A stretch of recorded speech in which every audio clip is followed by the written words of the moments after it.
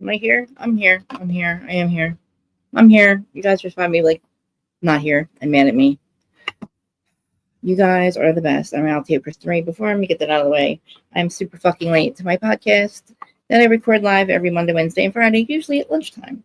Then I made evening shows, and I still didn't make it on time, and I apologize.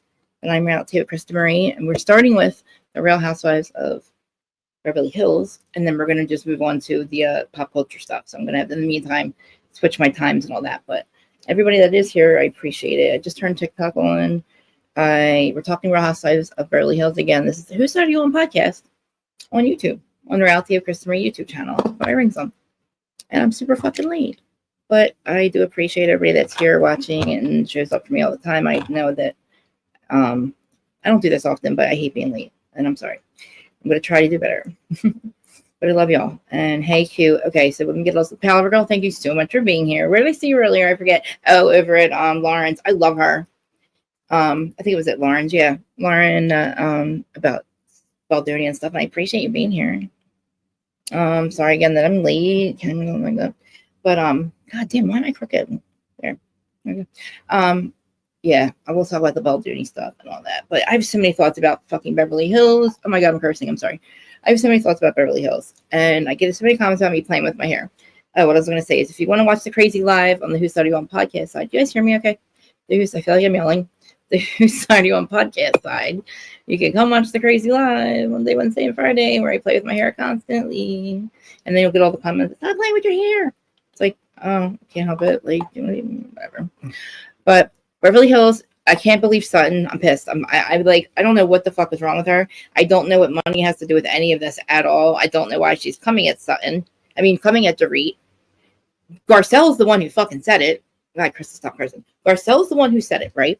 Garcelle's the one who said the alcohol thing first, okay? All Dorit was pointing out was the fucking hypocrisy, right? Hey, please go subscribe to Q and DJ's channel. She's doing really good with her morning routine. Let you guys know about her Ozempic and her diabetes, right? Diabetes chef, right? She's doing well, losing weight, doing amazing. Her channel's doing amazing. And also, if I don't think if Aaron's hey tone, thanks for being here today. I didn't think I was going to show up because I'm so freaking late, and it's just I don't know. It is a late life, but I am East Coast though, so there's a lot of people that are West Coast that are it's still a little early, so that's kind of a good thing, right? Where are you guys all from anyway? Let me know where everybody's at from. All right, so Beverly Hills. Oh, it's in my notes, but okay. Beverly Hills, Sutton. Like, what the fuck, really? Like, I don't care what her reason is. She's not saying it, but her reasons that she's given for basically calling Dorit Burrito, which called Dorit instead of Dorit Dorit. I was like, that's good, but that's really fucked up, you know? But I also feel like Kyle needs to shut the fuck up because she's out with Morgan all the goddamn time. And allegedly, Morgan is filming the shit. Not filming, but she's there half the time, too. And you know what? Mauricio probably has his own reasons for being out with girls. You know what I mean?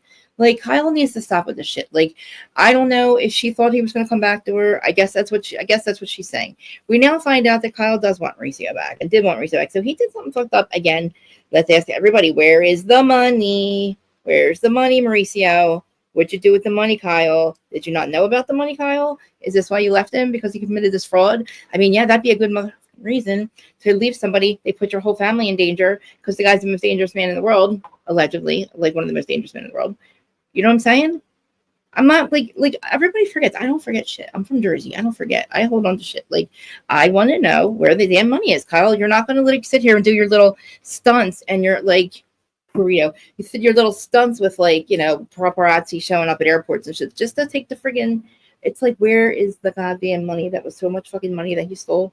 $70 million to be exact. Didn't have to pay it back. All he had to do was pay like some kind of restoration. He had to pay something that's like not even close, right? It's weird. It's weird to me, and I'm gonna stop playing with my hair. I promise. I'm gonna stop playing with my hair. But all right, let me get to my notes. Which my lovely assistant, Mimir, I call her my assistant, my friend, my best friend. My soon to be paid, hopefully, assistant always gives me amazing notes because I could you imagine if I had to do notes too? I watched the show 3 fucking times. I'm cursing really bad. I'm really sorry. I apologize. Not to. Are we trying not to? Gmail, where are you, Gmail? Sorry. I feel like also I don't know if Garcelle thinks that she's cool, or like I don't know what she's doing, but she's not stupid. Like she's very logical. She's about as logical as you can get. Oh yeah, we're gonna talk about Karen too later. We are gonna talk about Karen Huger, Miss. I mean, I've been saying the same thing over and over again, but again, she's got some issues. She needs to take that year, and we'll talk about that later. But you know what? Minutes on here. Let me watch you guys. I'll watch minutes on here. Now, Washington State, Texas. Oh, I know you're in Texas. Tim, where are you at? You don't have to talk to me. You might have already said. Does anybody live in Puerto Rico? Puerto Rico. I don't know. There's like, oh, and she's talking about like Chanel, the way she was wearing, like what she was wearing and stuff. Like, what is wrong with Sutton? Does she think she's out of a job or something and she needs to be like a super messy? I don't know. Are you a real person, Terry? I'm just kidding. I had some weird shit going on. And it was like using all my subscribers. I was losing subscribers. It was unsubscribing people. And then like when people got resubscribed, I was like, oh my God, I didn't know if those were real people or not. It's 333 watching. 333 people watching. I know you can't see the like button or the amount of likes. I do that purposely because I feel like we're not in competition. It's for the algorithm. Please hit the like button because it does matter because they will see it. I like, the people, the gods will say it, the podcast gods, the YouTube gods. And everything over on the podcast side, if you go over to the podcast side, it really does help if you leave me a rating. I don't have that many. I need some. Listen, I got like 19 immediate family members, and I only have 5 ratings, so that doesn't make sense. I have 120,000 subscribers, not subscribers, but between all my platforms, all added up. And I need my rating. I need some ratings, please. All you gotta do is rate it. Just 5 stars. That's it. And then if you don't like me, you can leave me a bad rating. I mean, a bad review. Listen to me, a bad review. Because I take constructive criticism well. And you guys have already heard the episode, because you're over here. You can tell me stop playing with my hair. I'll stop playing with my hair. All right, tell me stop playing with my hair. I'll stop playing with my hair. Not going to lie. It is rough. I'm having a rough one, guys, mentally. I'm just saying. Q, can you even believe I'm here? She's probably wondering why. Like, you definitely know why they've been not here. Oh, guys, I'm sorry about Wednesday. I never even YouTube glitch. Yes, However, okay. So let me just tell you, the day after I had mentioned a certain person on here that rhymes with Wagwire Trite, I lost 15. They unsubscribed 1,500 of my people, and then when they and then I saw people resubscribed, and I didn't know like some of them weren't the real people. Like, how Facebook will like send you a friend request from the same person and you're like, what? And it's not the real person. It's like a fake one or whatever. That's what was happening. And I had a fight with them to get my subscribers back. And it was all because of Hagwire Trite. I'm just saying, mentioning her name is like poison. Yeah. And Kyle, exactly. What does Kyle want? Like, I don't get what her deal is, dude. Like, you are not being honest, ma'am. You are not being honest about what the hell's going on in your marriage. You know what I'm saying?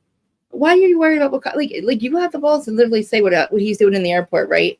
But like, why are you making videos, whole ass videos with your lesbian girlfriend? Not girlfriend like boyfriend, girlfriend, like friend, girl. You know what I'm saying? I technically, I think she's her half sister or her adopted daughter. I'm just saying. It would make sense. Why would her and Kathy and what's her name, Morgan, all get K tattoos? You know what I mean? Unless they were sisters or something. She could have gave her up for adoption. Because why is she so worried about what he's doing, right? I mean, I know it's her ex-husband and all, but I mean, I do think it's disrespectful. I just think he's trying to get back with her and back at her, and I don't really know why. It's like now it kind of feels like she did something to the marriage, but she's making it sound like he did, and he was supposed to fight for it. And I don't know because she's not telling us the truth. I mean, am I being crazy, or is she telling us the truth? Like, what's happening with their marriage? Like, what happened? Why did this all happen? Is it because of the love child that I told you that they had? Is it because he does smoke pot all the time and hit the FU button? Thank you. Yeah, if I can't, like, I don't know if anybody wants to privately tell Palaver what was going on with me, you can. Not on this, please do not put it in here, but I'll tell you privately.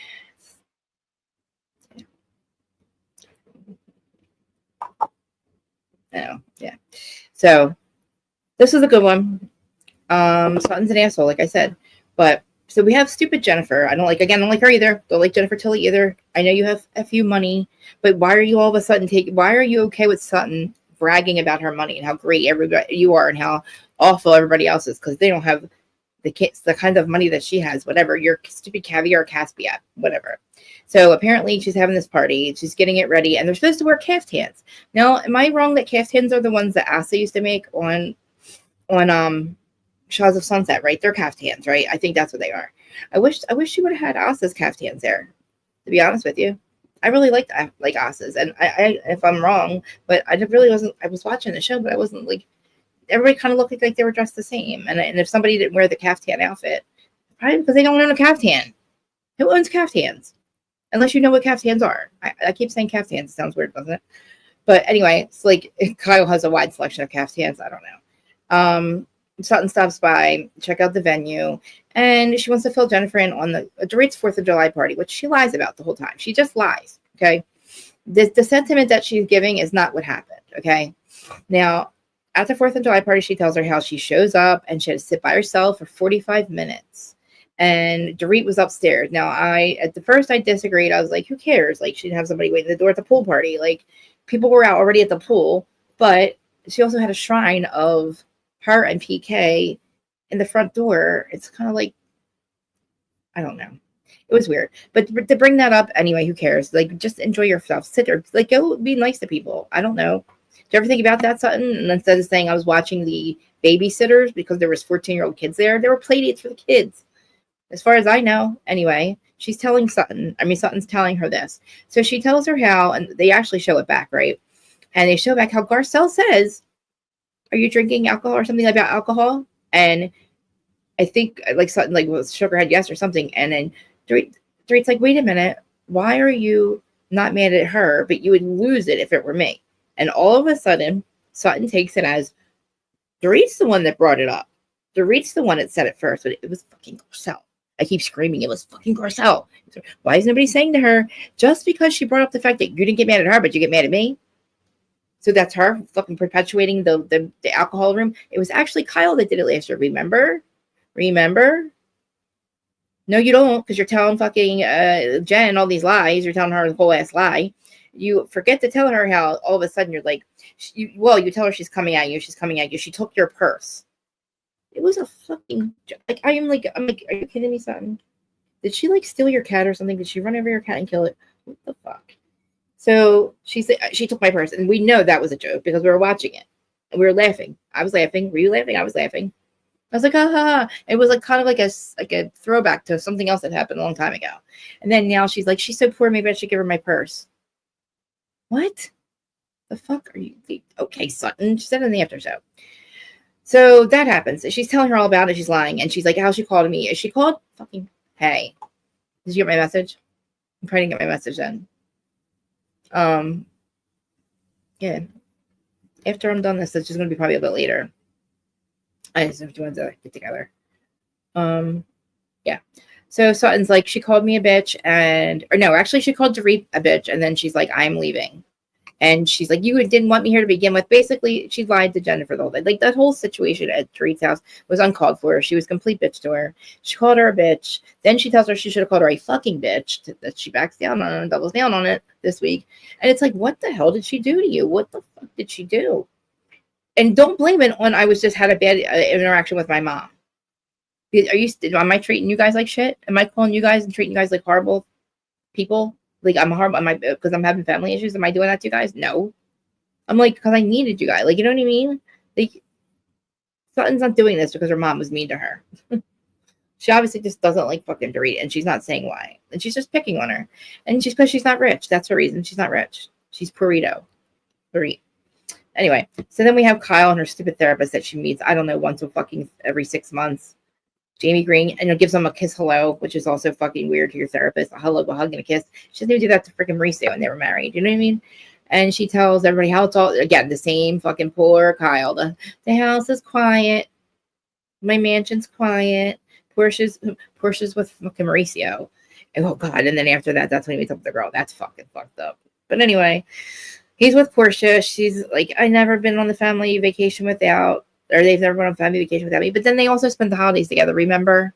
She said it in Amazon Live. They spent the holidays just recently all together as a family. Where's the girlfriend? Where's the girl he's meeting at the airport that jumped into his arms and called the paparazzi because she's an influencer? Hello, she called the paparazzi. Come on. She's the influencer. She called the paparazzi. He didn't want that on camera. But how stupid is he? He don't give a fuck, actually. He just don't care. Why do I look crooked? I look crooked, don't I? I'm so fucking, I gotta stop.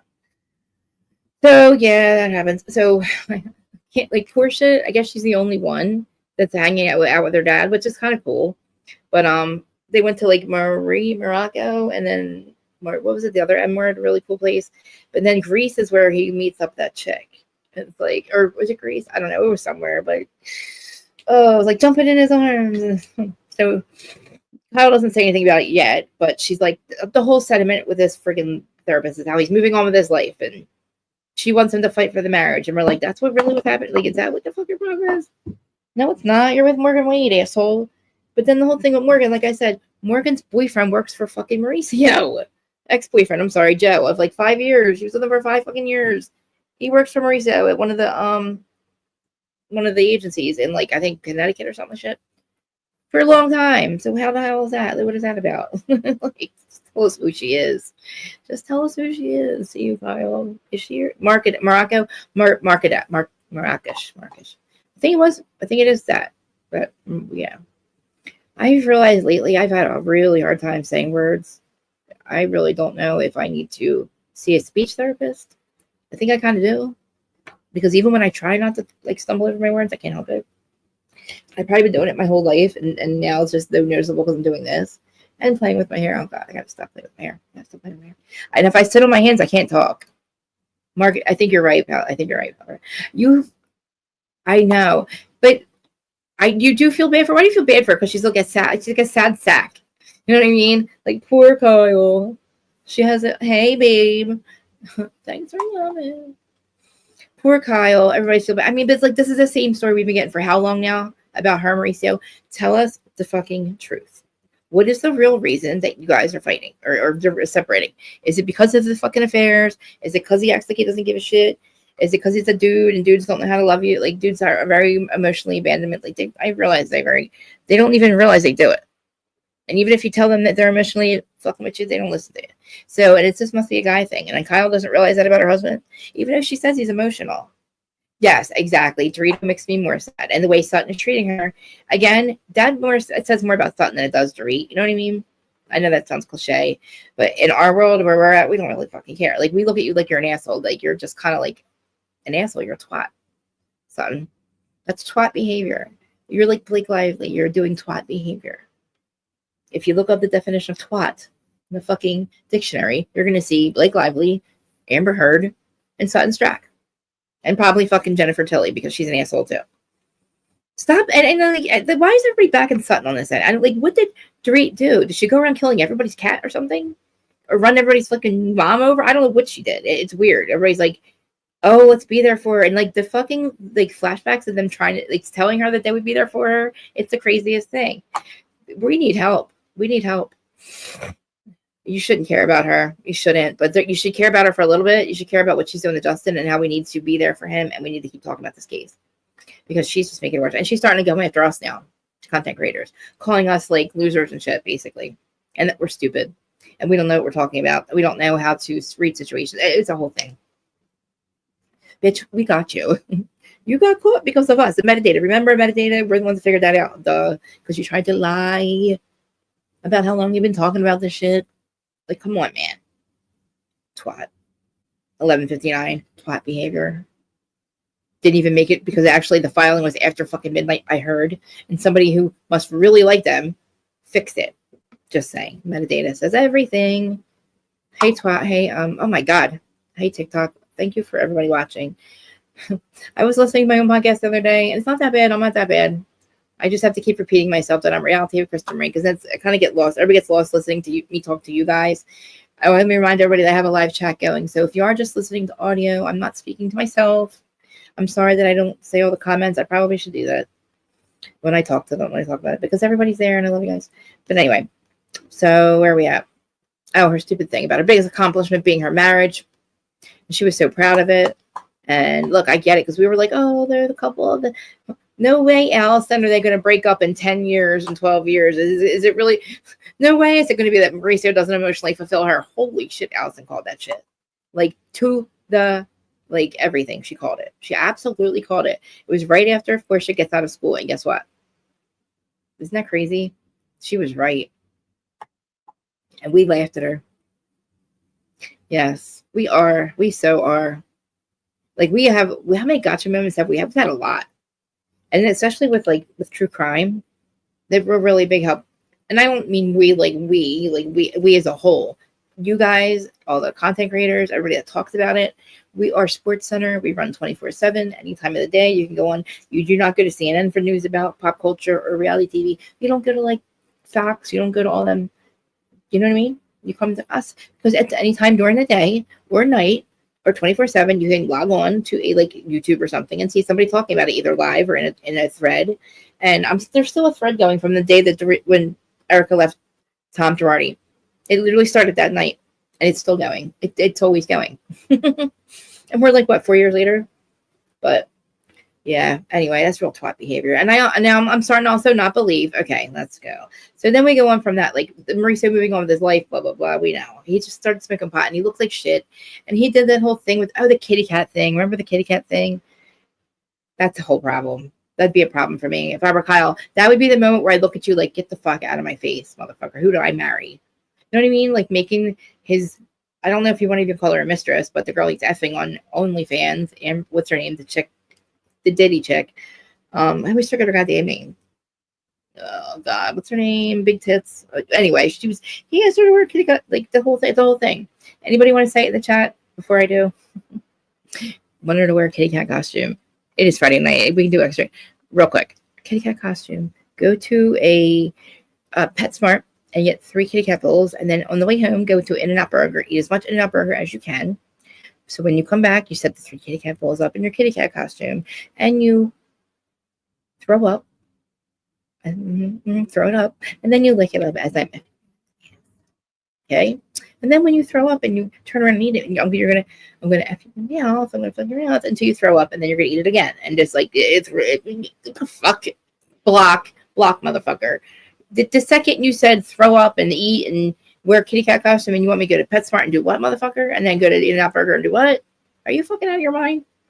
Goodbye, Mauricio. I would never look at. I don't even know if Kyle knows about this freaking weird shit. I know she does now, but do you think that he ever asked her to do it? Like, for real?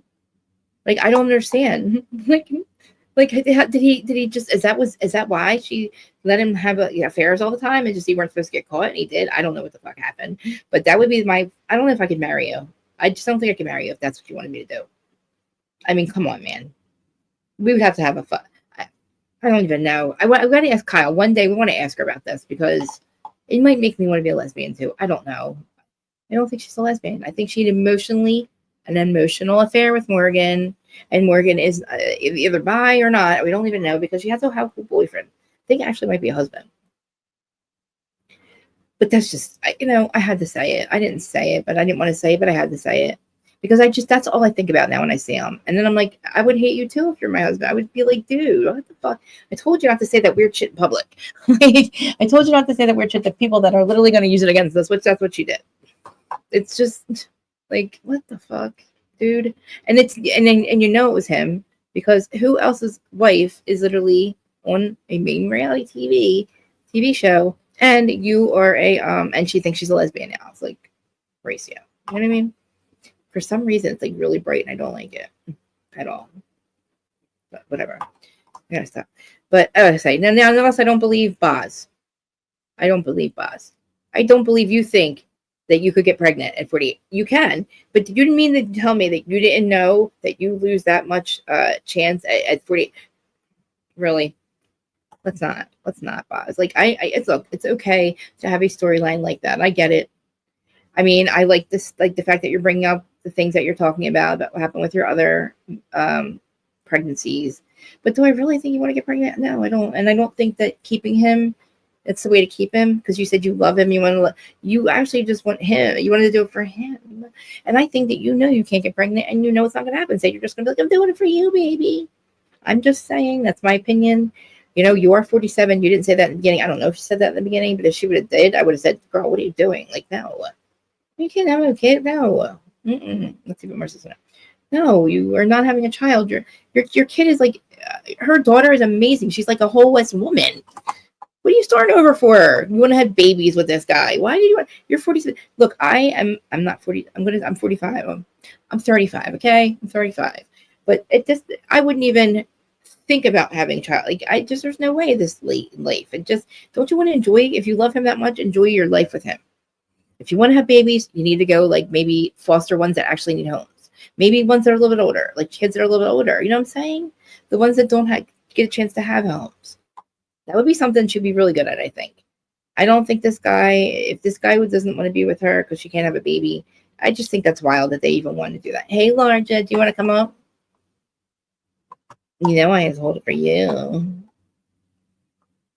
Because there's so much. I'm going to get right into the Blake stuff after this and all that crap and how we're just piece of shit content creators. That we don't know what we're talking about. We're just believing the narrative. We don't believe our own eyes, bitch. Shut the fuck up. You hate us. Blake Lively, we're not your people. We're just not your people. You know what I mean? You fucked up. You fucked up, bitch. You fucked up. Like you fucked around and you found out, basically.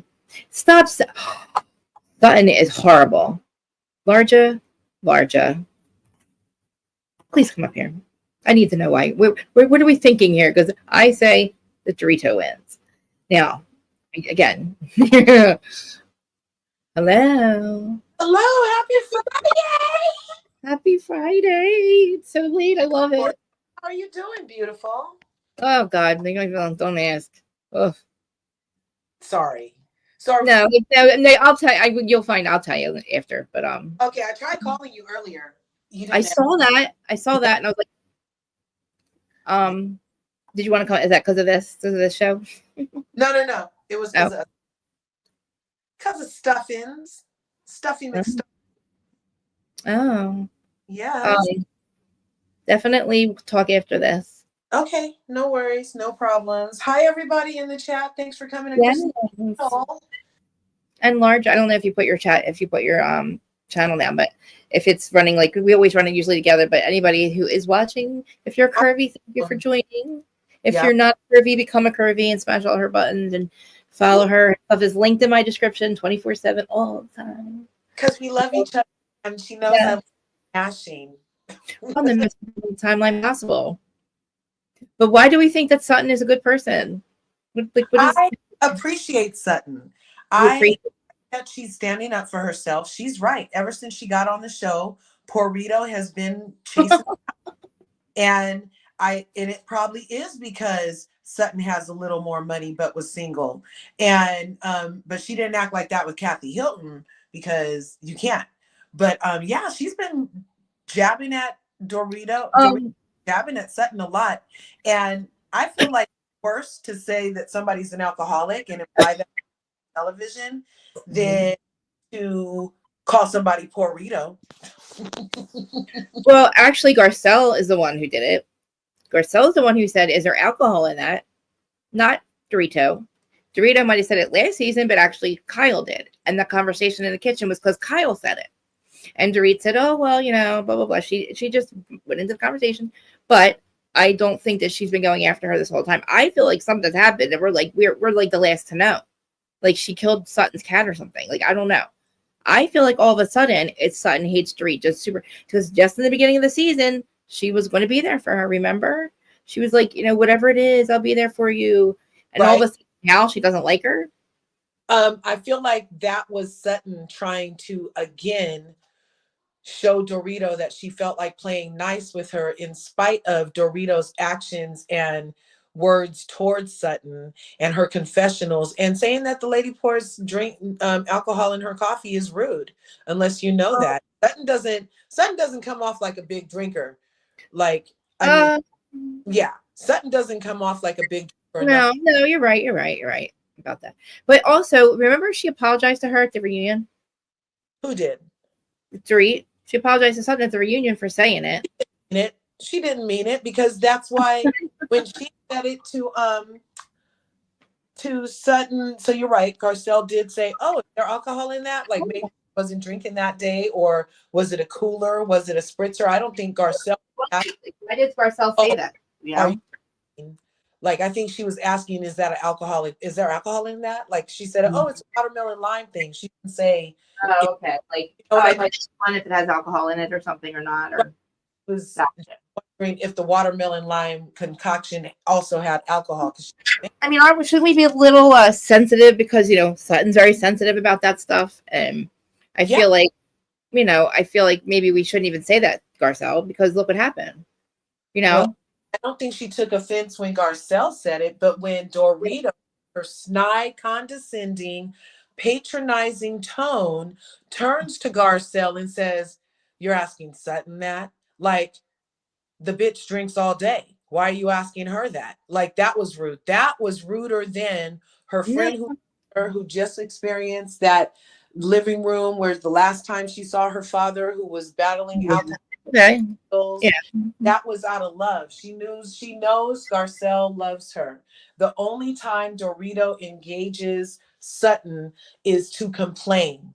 That's the only time. If you look at, even when she took the girl's little mini Birkin bag, she's all, oh, she's trying to pretend like she was joking. I didn't get that. She was. You didn't think she was joking? What is she going to do with it? And I would have said more than Sutton. I would have snatched my bag back. I would have been like, bitch, do that. That's because, I mean, there's something up with it. Like, I just feel like I don't think it's any of those reasons, like any of the reasons that Sutton's, I don't think any of the reasons Sutton's given are valid to call her Perito. What does having money have to do with any of it? If that's how you feel about Dorit, that's fine. But what the fuck does money have to do with it? And acting like you're so much, your husband gave you all that money. You didn't work for it. Your store's only successful because you make it successful. She probably buys out her inventory, buys out her shit just to make her store look successful because she's that rich. Well, she could. And even that's fine, but don't act like you make your own money because you don't. I liked it, and she knew that it was going to cut. Look how bad it cut poor Rito. It's cut so bad that she left because it's the truth. No, it's not. I don't think it's the truth. And labels still on her, and the tags still on her. She actually has a deal with what's her name, with Louis Vuitton, or whatever the sunglasses were that her son talked about that one time. Oh, like cool. She does know about, like, definitely not Chanel, but I mean, it's about time. It's been how many years that she's been wearing that stuff like that? And if it's Chanel or Chanel or Channel or whatever, if it's fake, who cares?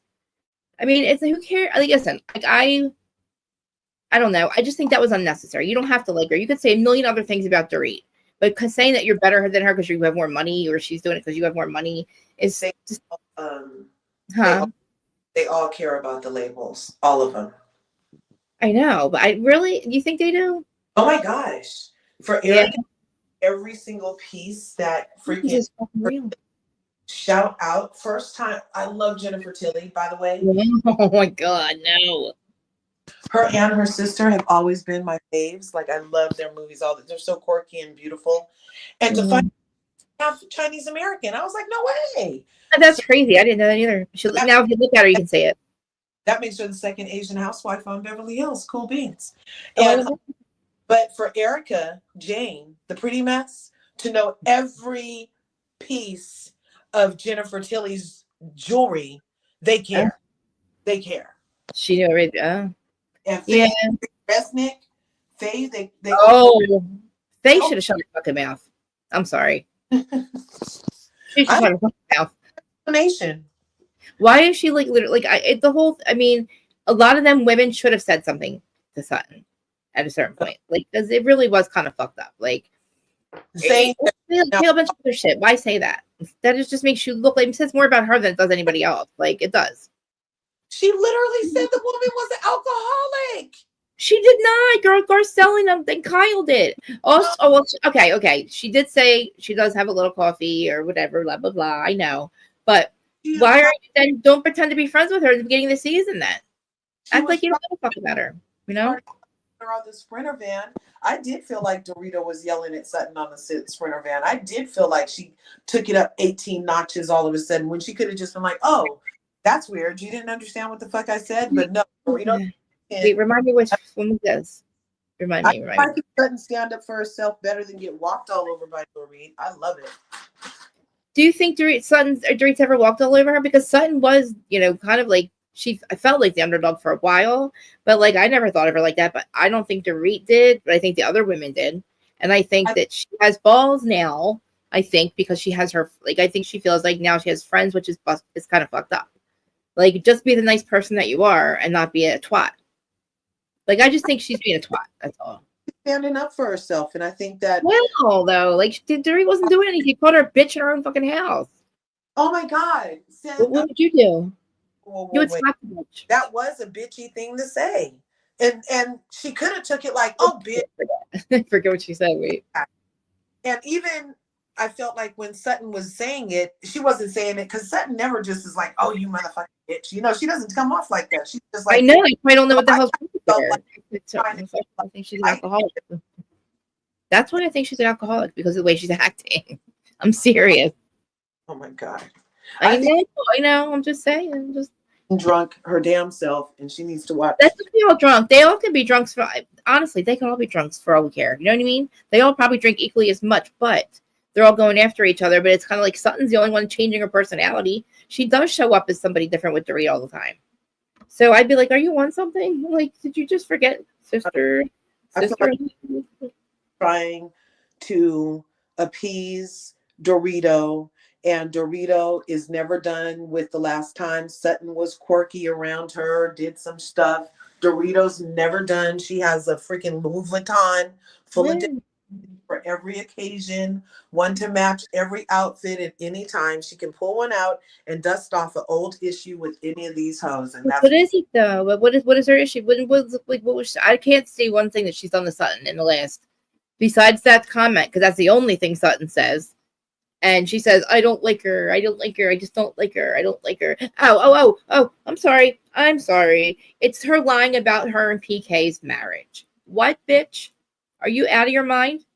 Kyle has made more of a fucking issue out of her marriage than PK and Dorit. They're the most honest they can be. Kyle and Mauricio are the fucking problem. So if that is your problem with her, you need to have the same problem with Kyle, right? Or wrong? Well, I didn't know that was a problem to her. So you're saying Sutton has let me find it. It might have been in the after show. Let me find it. Because that is not what she displays. She's like, "Oh, girl, let me help you with the lawyer or forensic." I know. That's very pro PK. It's pretty. She said it. I don't know if maybe after the after show. I'm not sure. I'm looking at my notes. I know she said it's got to probably be in the after show. She literally says, "I don't like her because she's been lying to us about her and her marriage with PK. She said it was wonderful at the reunion, and then all of a sudden he's not around. He's not around." First of all, maybe she was embarrassed. Okay, we know that why. Like he probably was doing a little bit better when he was sober, and then he probably decided he didn't love his wife anymore. Unfortunately, you know what I'm saying? He probably was a little bit nicer at first, and then he probably realized, "Oh shit, I still don't fucking like her." You know what I mean? Right. And that's a sucky fucking thing to say and feel for him and her. But I mean, the way that she's become, like, of course, Dorit didn't see it coming. But like to sit there and act like you're going to be there for it, and then now you're saying it's a problem that she didn't see it, in her crystal ball that her marriage was going to literally fall apart the next year, or he was going to just never come home again. I'm telling you, it was so horrible, and she doubles down on the burrito stuff. Okay, fine. I didn't mind, and the reason Faye took is because to rich people that is a burn. To everybody else, we don't get it. We're not in their wallet size. We don't. Oh yeah. What was that about? To them, that is a burn. Like talking about a lady's clothes is nothing compared to calling her poor in front of Kathy freaking Hilton. Well, I mean, Kathy actually I think they all thought it was pretty fucked up, actually. I do. Yeah, she still did it in front of her. And nobody said anything because it's tech of all times. As tacky as it is, it's tech of all time. It's hella tacky. But I also don't think any of those other women would have ever did that, would have ever acted like that. I don't. I mean, they might think it's cool and funny, but I don't think they would have said it. I don't think Kathy has a little bit more class. I don't think Kathy would have said that shit. Faye should have shut her fucking mouth. Like, shut up. Like, you are literally, nobody stuck up for her. It was kind of like, I mean, it literally, they all made a gasp. They all were all like, and then Kyle's like, is that necessary? And that's actually Erica. Erica did say, "What do you think? You're bigger than her?" And she's like, well, my wallet is. And she Like, said, my wallet is. I think my wallet is. yeah, it's like, so fucking what? It Now meant, what? Is your wallet going to beat me up? Like, what do you mean? that was a veiled threat too, right? Like, so anything Yeah. say I have enough money to is Marry take you or care of, something? you can't really Oh, shit. I didn't think of it like that. I have. I didn't And think of it this way. you just pretend to have this money. You're living a fake life. I'm living the life you want. And Yeah. you're with me. And I was trying to be your friend. I think she was trying to be your friend. And when she shot her about the sister thing and started yelling at her, I think it shattered Sutton. And she might have felt like it was a little Reba of Dorito to like freaking yell at her on the bus right after she like was like, so we love each other, right? And then she gets yelled at on the bus because I didn't even understand why Dorito was mad that time.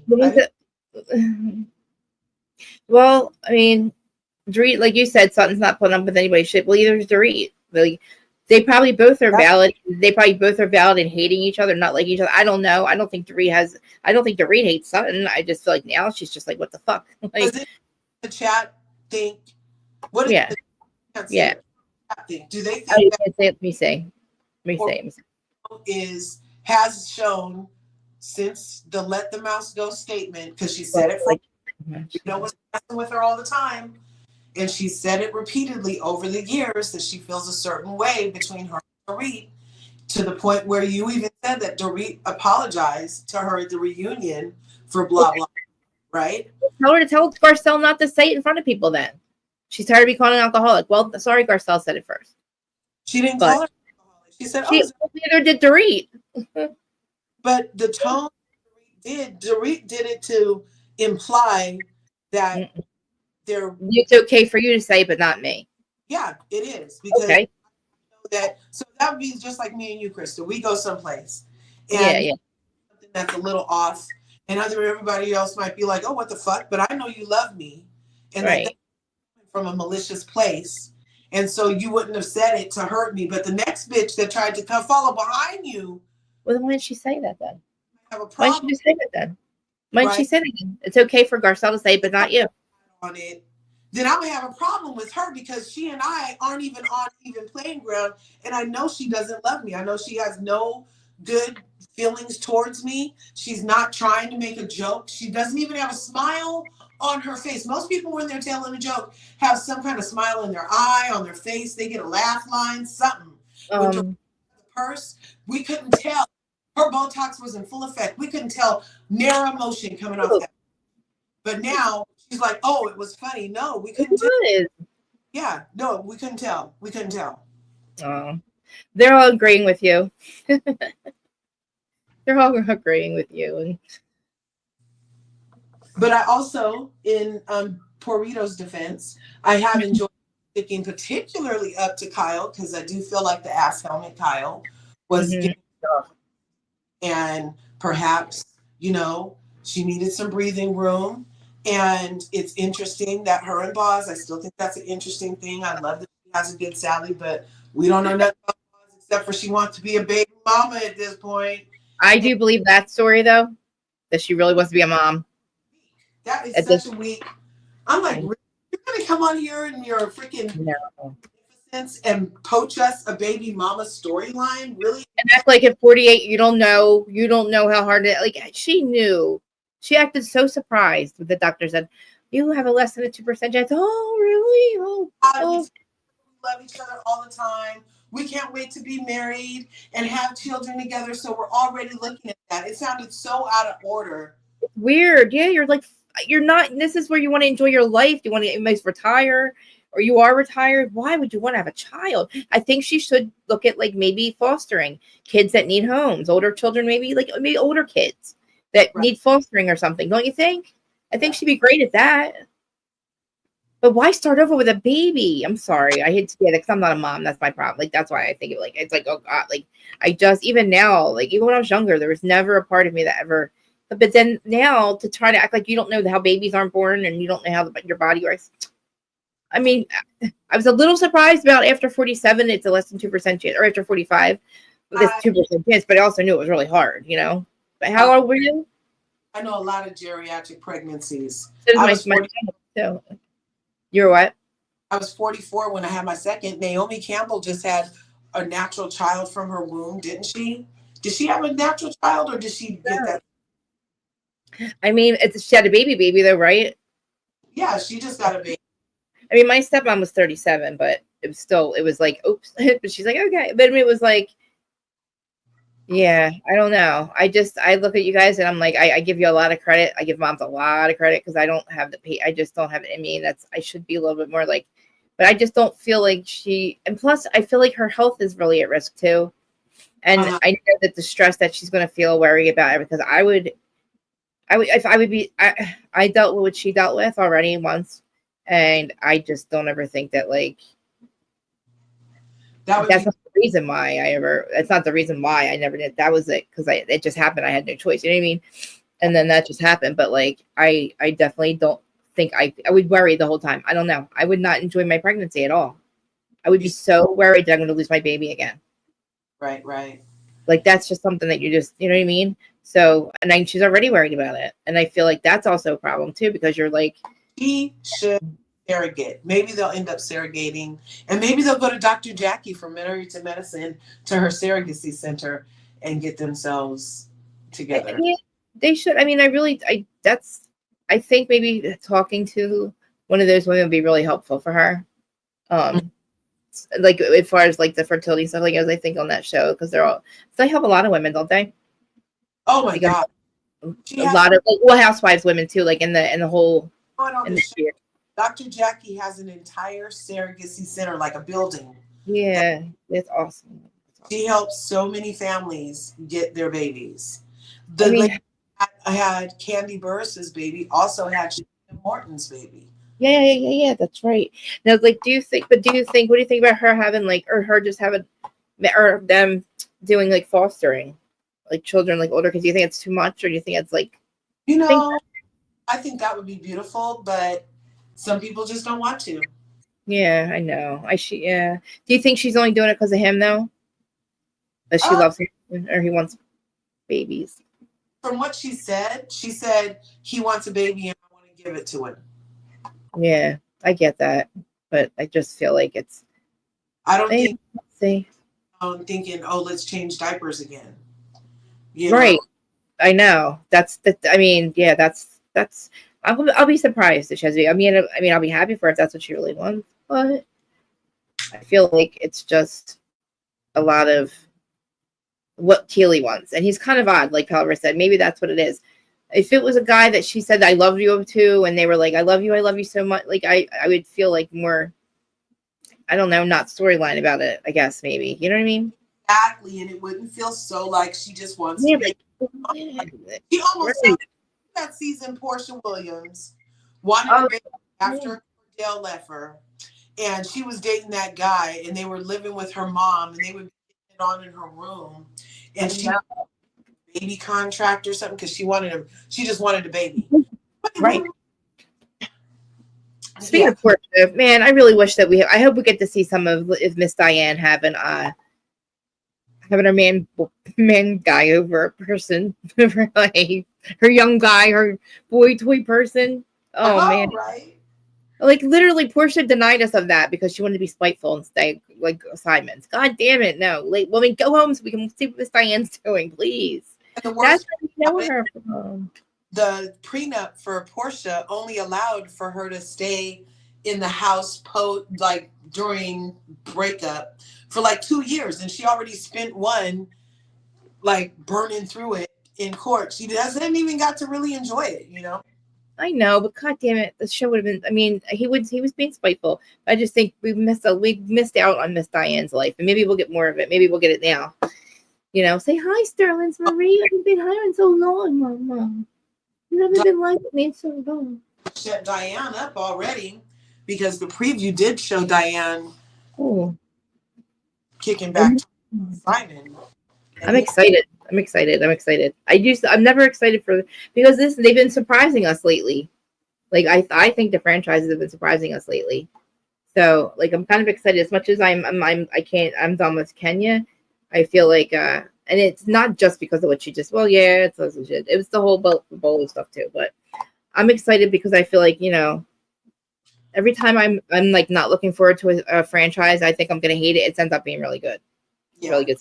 But so what else do we have? Come on, Sterling. I gotta see my notes, Mom. Sit down, please. Sit down. So what else happened in this episode? Caftan party. Did you like that theme? I love caftan. I do too. I don't think everybody would have knew what a caftan was, but I think that Dorit knew what a caftan was. Aren't caftans what Asa was making on Shaw's of Sunset? Remember Shaw's? Did you watch Shaw's? Yes, I love Shaw's of Sunset, and that is Asa was making those caftans. She sure was. I think she looks so good too. She looks so good. I just saw her somewhere in some kind of I think she was at Reza somewhere. But I'm pissed that show's canceled. I'm so mad. I blame Mike. I do. I totally blame Mike for that. I think it had everything to do with him. Gigi and MJ, they don't help with their anger issues. The knife chick and the other one, yeah. Yeah, that's that. Well, yeah. And then Mike though chasing that chick out of the one girl that was really cool chick, chasing her out of the house, in her own house, basically, very aggressively. That didn't help. She was kind of like the newer cast, but like a big part of the show. Desiree. No, yeah, it was something like that at the end of the day. I just feel like I don't know why they're pausing Family Karma and Shots. I just feel like both shows were just as good as or as better than Southern Hospitality, especially Shots. The numbers on Shots were in the millions. They had numbers like Vanderpump did, but Mike is holding his. I know. Oh God. Like, I just don't, and him, I don't know what, I guess he always was this asshole and we didn't realize it. Because his attitude and this whole thing shocked me, Mike. Shocked me. Like, I just can't believe he turned out to be such a fucking loser. Like, as such a disappointment to his parents, I think, too. Really. Like. Season they didn't talk to Mike because he was getting aggressive with the girls when it first started. And they were like, Mike, you can't do that. You can't do that, Mike. Remember, he's always had issues. Uh-oh. Hello? I kicked myself out. Sorry.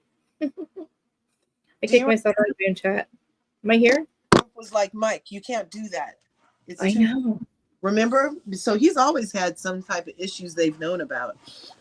I know. Do you think he slept with Vanessa, right? Definitely slept with Vanessa at that Turkey. Oh yeah, that's the thing too. Like his wife, I felt bad for her because she really probably did not want to leave him, but like he left her no choice, or she left him, or you know what I'm saying.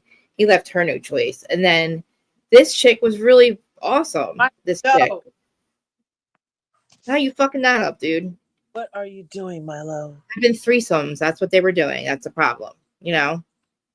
Yeah, you can't do that with the person you're gonna end with sometimes because, it turns into. He's like a freak like that. Like you can't give him. He's into that stuff, and that's why he was always getting in trouble for always messaging women and getting those. I like sexting and shit like that. But then she let him do. She probably agreed to having them kind of situations, and he messed it up. Leave it alone. Whatever happened. But like, and then it's a shame because they literally right after that happened, we knew it was her. They were together. They were on vacation. I did a whole story about it. It's like, girl, we know what just happened. What the fuck? And maybe she, who am I to say? Because it probably took her a while to leave him. But again, the show got screwed because of him. I think. And it's like, why don't you just fire him? That was grounds for firing, don't you think? Big time. Totally. Oh my, that's what I'm saying. We're gonna arrested, dude. He was totally arrested. Because Bravo totally creates space for abusive acts. James Kennedy, Mike Shoud, freaking that Mike, Dr. G, freaking known freaking accused abusers. And now we have the 8th housewife in some cases showing their abuse. And Bravo still I know. And it's like I didn't think that at first. Like, I always thought it was Lisa was like very protective, but I didn't think Bravo was until just recently. But like, because it's like he was really aggressive to Destiny. That was her name, Destiny. he got a huge fight with Destiny and like basically almost put hands on her, and then in her own home, and then that stuff happens, and then who knows about the incidents that we don't know about, you know, with him and Jessica, because I think Jessica alluded to stuff too, but Jessica was, they were both those women were good for him, and he just screwed that whole thing up like big time. Yeah, but I'm just a disappointment. He said he's probably a disappointment to his parents. He told us that his parents did not think that he could do well. Right. Like, I mean, I don't know. It's a shame because I don't think the rest of them deserve like Jersey. Like, you're literally going to ruin the whole class for 2 clowns. You know what I mean? Right. So like, why are you going to ruined? Well, I just think they need to get another show going and also bring back Family Karma. I miss Family Karma. I want to know what's going on in their lives. The last Family Karma was like the wedding for the that one couple, like the gay couple, and it was like so emotional. And then that was over. The show was over. It's like, what the fuck? I think they're like literally. I don't know. They must think they know what's going on. Hopefully they'll bring it back. But I also feel like they need to bring back at least Merce and like definitely Reza. I miss Reza a lot. Nessa, definitely. I just think they need to bring back the whole crew and maybe just not bring Mike back. How about that? There's one. You know what I mean? Because the ratings were good. Whatever they're saying, the ratings were good. I looked them up the other day. I was actually shocked that like Vanderpump stayed in the millions every episode. 1.4, 1.5, all that. And all the way all through 1 through 5. And like literally almost to the end of the entire franchise, the entire series, they stayed almost in the millions. Isn't that crazy?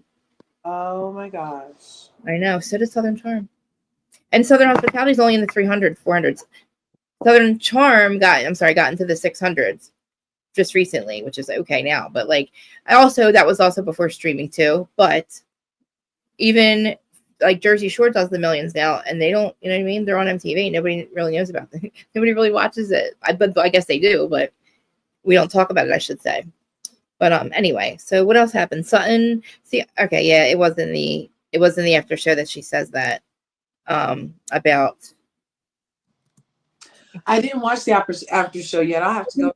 Yeah, I'm gonna kill you. What are you doing? Of the after show, I used to love. Remember when Bravo first started and they made the Housewives blog every week? Remember? Yes. And Teresa never watched the damn show. She said, "I never watched it." Well, you had a blog about it, so what are you lying for, bitch?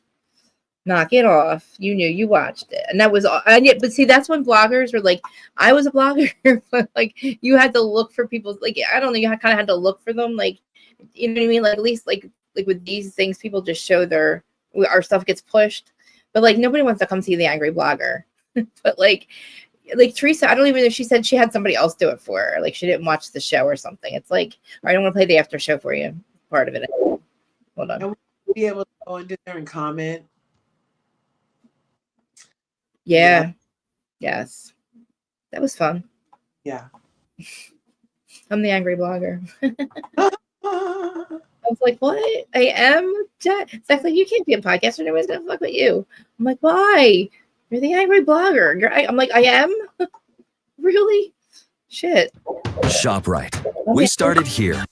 Like, seriously, he's like, you're like angry. I'm like, no, I'm not. People, he's like, I know that. I said, it's just the way. He's like, people have to see you. What is this? Stop it with this. This freaking. I refuse. This was one of Sutton's worst moments. You picked at me, and I'm sorry. You need to pick on somebody else whose wallet fits. Oh, damn. Okay. You think you're bigger than her? I think my wallet is. I was horrified. Disgusting. Horrible. In the moment, don't regret it. I was mad. I reacted in a very aggressive way with the lowest insult that I could come up with in my brain. Because you know that would hurt her. I don't think anything hurts Dorit because I don't think she listens. I know how low she is capable of going. Listen, it's the same woman that very callously, abruptly interrupted me when I was pouring out my heart about my child. It's the same woman that has consistently stuck out her hand. And I want you to know that you can lean on me a little bit. And then slapped me in the face. You're angry at your life. Oh, I mean, the only thing consistent I've This seen is horrible. is consistent. Them earrings are horrible. What is that? She has I, colors too. yeah, I don't. She's so cute, but Jesus, I don't understand. I guess I don't know fashion either, though. I could be wrong. It could be great. She's one of the phoniest people I've ever met in my life. Okay, this is the reasoning. Listen to this. If you pretend Look at those tits. you've got all these fancy clothes and you've got all this jewelry on, all these bags, go on trips, and you owe the IRS money and your house is in foreclosure. Because she's going I through. have so little respect for you. Oh, why? And you're having this That's so mean. separation, not divorce. Something looks good here. Does she look good here or does she look tired? She looks good to me. I like her with her. I think she looks really young. She like know that one confessional that she does now with her hair pulled back with the makeup. That's looks fresh. That's what she got. I love that confessional of Sutton. I love it. She looks amazing. And she looks good here. But I thought maybe a little drunky poo eyes, but we're not gonna I'm not gonna push the narrative a little bit. But see, now they got me looking at her all the time to see if she's drunk. Or this is why she's talking like this. Her hair Separation.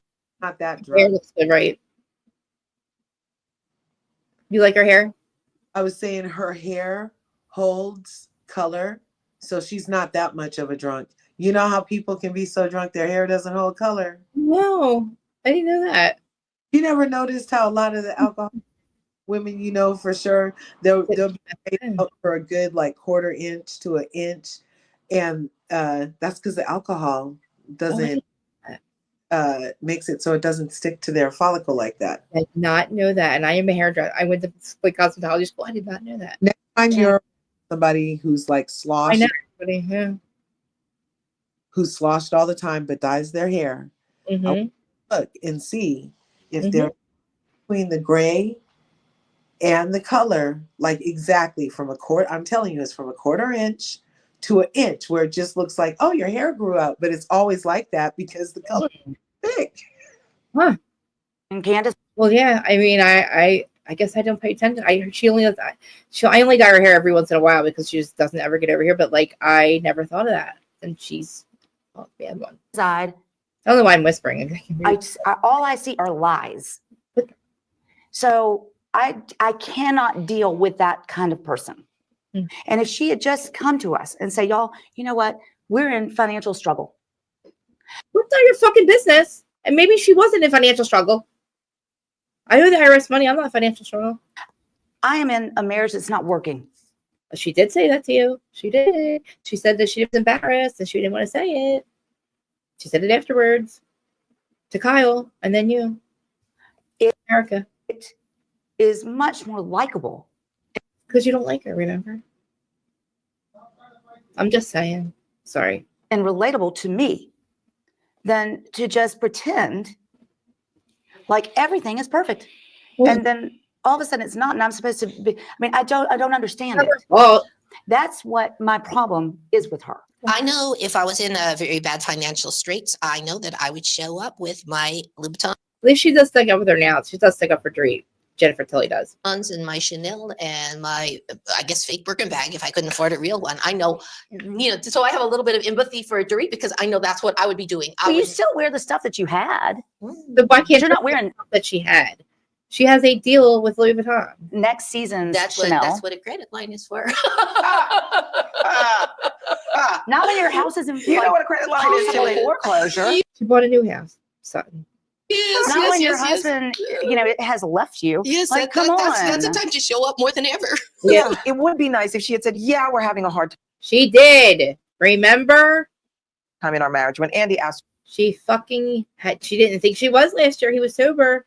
How is it that a whole another year and a half later, it's not okay for him to change all of a sudden when he realizes he doesn't want to be with her when he got sober? That's exactly what happened, basically. And how do they not realize that? This is mean girl behavior. This is twat behavior. Sorry. I know you disagree, but they're twats. her last reunion, how are things? Better than Better ever. than ever. Liar. First of all, we Miss- don't talk about money. I like that. mean, You know, if you're really trying to have some class, you Thank don't talk you. about money like that. Miss Etiquette, Wow. Miss Country Club, Yeah. Miss Reputation, Miss I'm on the board of the ballet. You know, I have made a lot of changes in my life since I got divorced. I've dropped several boards because I can't afford to have all the boards. I'm not on. Yes, you can. You can afford anything the fuck you want. You get a lot of goddamn money, bitch, so don't even start. And it's not anything that you've ever made for yourself. So stop it. On all the boards. You can afford anything the fuck she wants. So stop. She can do anything she wants, and she doesn't understand that. Maybe not everybody cares about that. Nobody wants to be on about it. That whole Anymore. But that reasoning wasn't really Everyone in my mom group keeps talking. The reasoning's ridiculous. Yeah, that's very ridiculous. She doesn't really know what to say. She's embarrassed. She doesn't have for what she said. There's no justification for what she said. So she's grasping at straws, pulling stuff out of thin air that to us we're like, you're gonna have to try again. She's gonna have another one. She's gonna have another excuse soon. Wait, you guys. There's gonna be a different excuse soon. As soon as she sees the backlash for this one, because you know, she should have, if anything, she should have just not said nothing until she got something better to say, because that was not the reason to say that you said that. No, it's like, what do you mean? She's having like she has a marriage problem, so now fuck her. Like, you know what I mean? She's not the one that left. He did. Like, he's the one not. Oh man, she was probably embarrassed. And who knew? Oh, what was happening? Hold on. Me with the photos. This looks like a shrine. We were at her house. That was weird. Pictures of Kyle and Mauricio all over. I took it down and I put it in a drawer. You did? Stop being Dorit's spokesperson. Garcelle's accused of it all the time with Sutton. Did you not say that she hasn't been welcoming to you? She was trying to put you in the hot seat. Well, she can't. The Real Housewives of Beverly Hills after show starts right now. I don't feel like I've reached a place where I know PK's not in my future. Why do you think she's fake? Tell me why you think she's fake. I mean, maybe the robbery's fake. That's what. Are you asking me for real? Well, no, not you. And everyone. I guess like somebody else said it. Who said it was it? Kathy. Dorit is fake as fuck. Just say Manny's on my side. He's not the only one though. Emmanuel, would you like to call in with us, with your girls? Dorit and Boz. Yes, he's Team Dorit and Boz. Yes, he is. No, like I said, I'm Team Dorit. I know. When it comes to whatever she's doing with Sutton, she does need to let the mouse go. For Boz, again, aside from the earrings, she's very likable. And aside from freaking Dorit doesn't match her outfit right now. So I don't know why she's wearing her as an ass helmet. That is not look.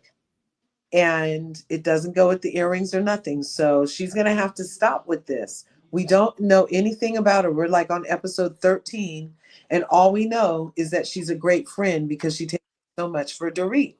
And I would have loved the opportunity to have in these 13 episodes come to know something from Boz, besides the fact that she wants to be a baby's mom to a man who hasn't even said, I love you. And besides the fact that she's a great friend because she will take up for Dorit, even though she has no idea the backstory of how Dorit has treated these women over the years. In spite of her going through a separation now, Dorit has not always been a great friend. Into a people. So it's not everybody's fault for reacting like this. Hey, ladies. Hi. Hi, Emmanuel. So speak your piece, friend. What do you think? Curves, were you finished, Curves? Yeah. Done. I can go on and on. Okay.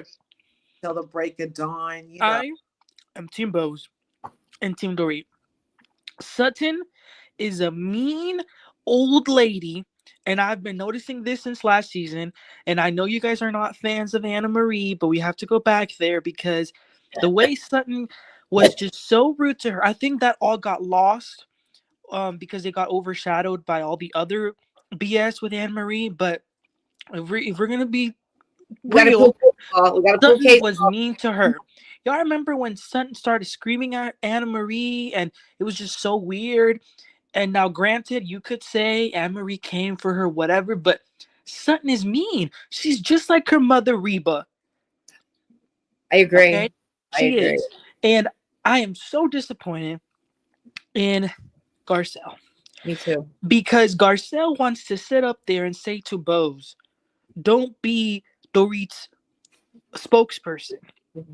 Garcelle, I love you, but that's not a spokesperson. That's called being a friend.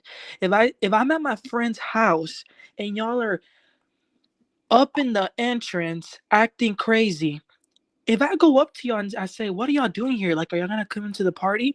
And you tell me I'm being a spokesperson, that's not fair. Because in this episode, Garcelle interjected with Dorit and Sutton, and she said to Dorit, "Well, why don't you apologize?" Garcelle, are you being a spokesperson or are you being a friend? You see, you can't have it both ways. Either by your definition of a spokesperson, technically you would be too. I don't like Sutton. That comment was mean.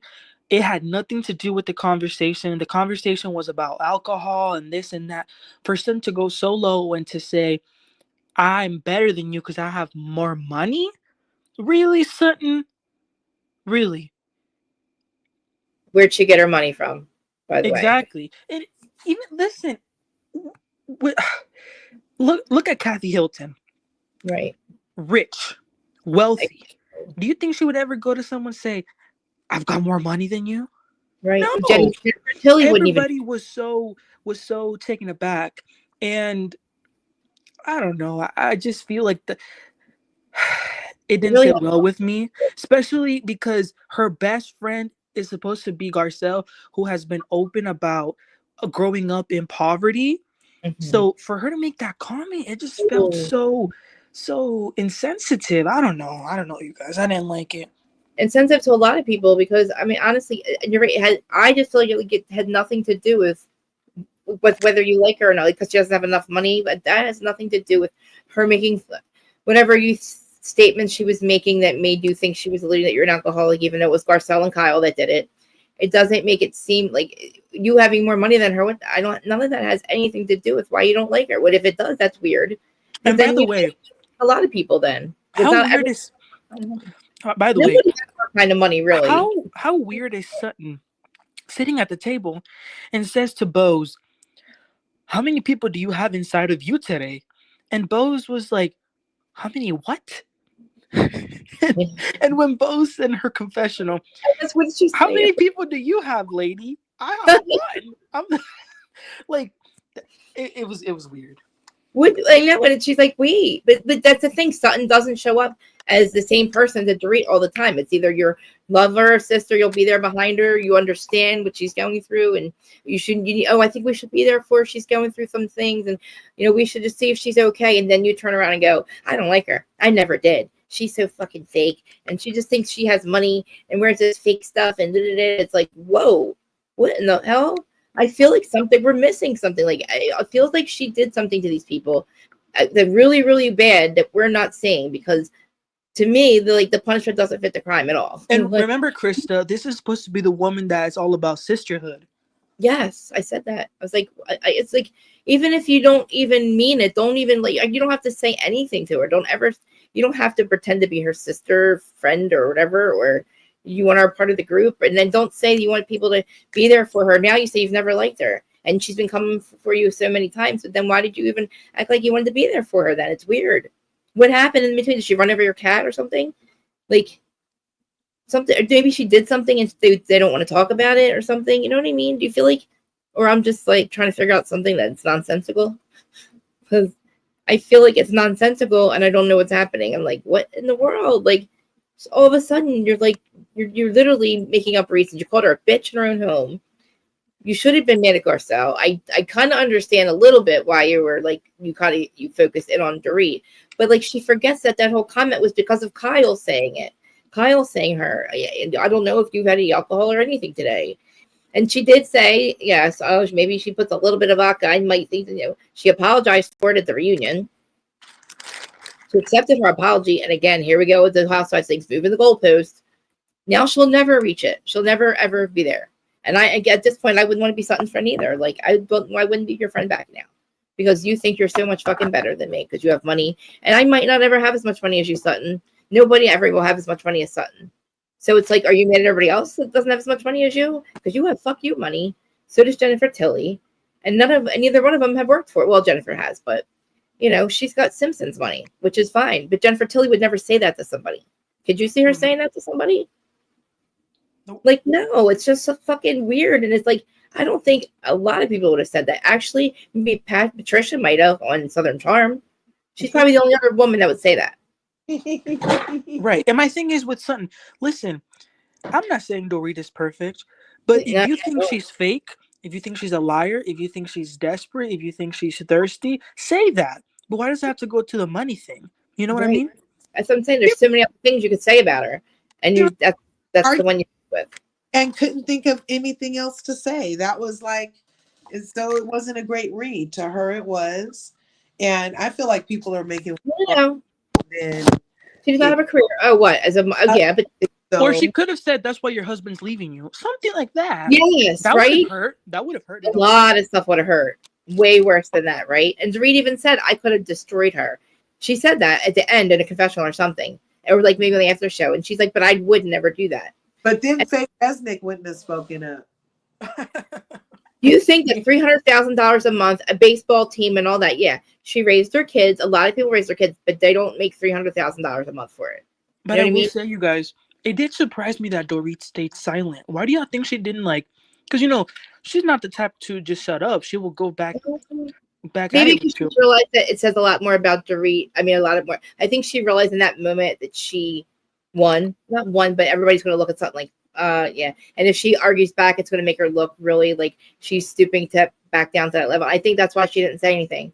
I wish that somebody would have said more to her about it, but I think that they realized how low it was, and they're like, and it spoke for itself at that point. Like, to argue back with somebody that just said that to me, it's like, I'll never win then, because I'm never gonna have as much money as you. You know what I mean? And I'm never gonna be able to be honest about my marriage because I didn't know what was going on. Sorry that I thought that my marriage was getting better because he was sober and I didn't realize it wasn't. You know what I mean? It's like all of that is not a reason to hate somebody or go after them, like because her husband fucking left her. Like, your husband left your ass, bitch. What do you mean? Twice. Now he left you again. Some could say he left the country now. Like, you know what I mean? There's a lot of things that you could say. And it's like, I really honestly think Sutton is going through something and it's not an excuse, but like with her ex-husband leaving the country and her mom. I mean, her and her mom had that situation and she went, I don't want to blame what happened. I don't want her to use the excuse that like where she was made her come home and treat Dorit like that, because Dorit wasn't even there with her. You know what I mean? And Dorit hasn't been insensitive because nobody's been insensitive to Sutton about anything except Dorit's been nice to her. She just wanted to know, why are you going after her? Or why would, like, if I would have said that, maybe she shouldn't have said that in the moment, but at that point, like, she'd already argued with her about the stupid purse. Like, Sutton took it so like weirdly personal about the whole. It's like, dude, not to really steal your purse. It went on for a little bit too long. I'm like, Dorit, give it back. Dorit, give it back. It could have just went on for like maybe once or twice, asked for the purse back. It did go on a little long, but like it wasn't weird to be like to say she wanted my purse. She's so poor. Maybe I should give it to her. She said that in the after show. Don't give her your purse, you asshole. That's twat behavior, Sutton. Like, I believe it's twat behavior. You know? I have noticed that in the after show, she's even meaner. Have you noticed that? Yes, I just played it, I think. I apologize. I know it's gross. However, I'm questioning it because she's acting like she's better than her because she somehow made her $300. She doesn't make $300,000 for her life. You know what I mean? Obviously, her husband was mega rich, and they did start from the bottom. Yes, I agree. But she wasn't the one going to work and making that $300,000 a month. She was raising her kids just like a lot of women do. They don't get that much money a month, and they don't also. And a lot of women don't go around saying that shit to people. You know, no matter what, her talking about how much money she has, it's not like she fucking made it. I'm just saying. She probably made a quarter of it, but her children are amazing kids. So, you know, she raised them half the way. You know, half the way, and her the other half. I'm just saying. And also, she owns a baseball team too. Nobody's going to be as rich as her. So why are you friends with any of these people, Sutton? Even if she I'm doing air quotes, anything for the money, it's just like Erica Jane hasn't like really done anything.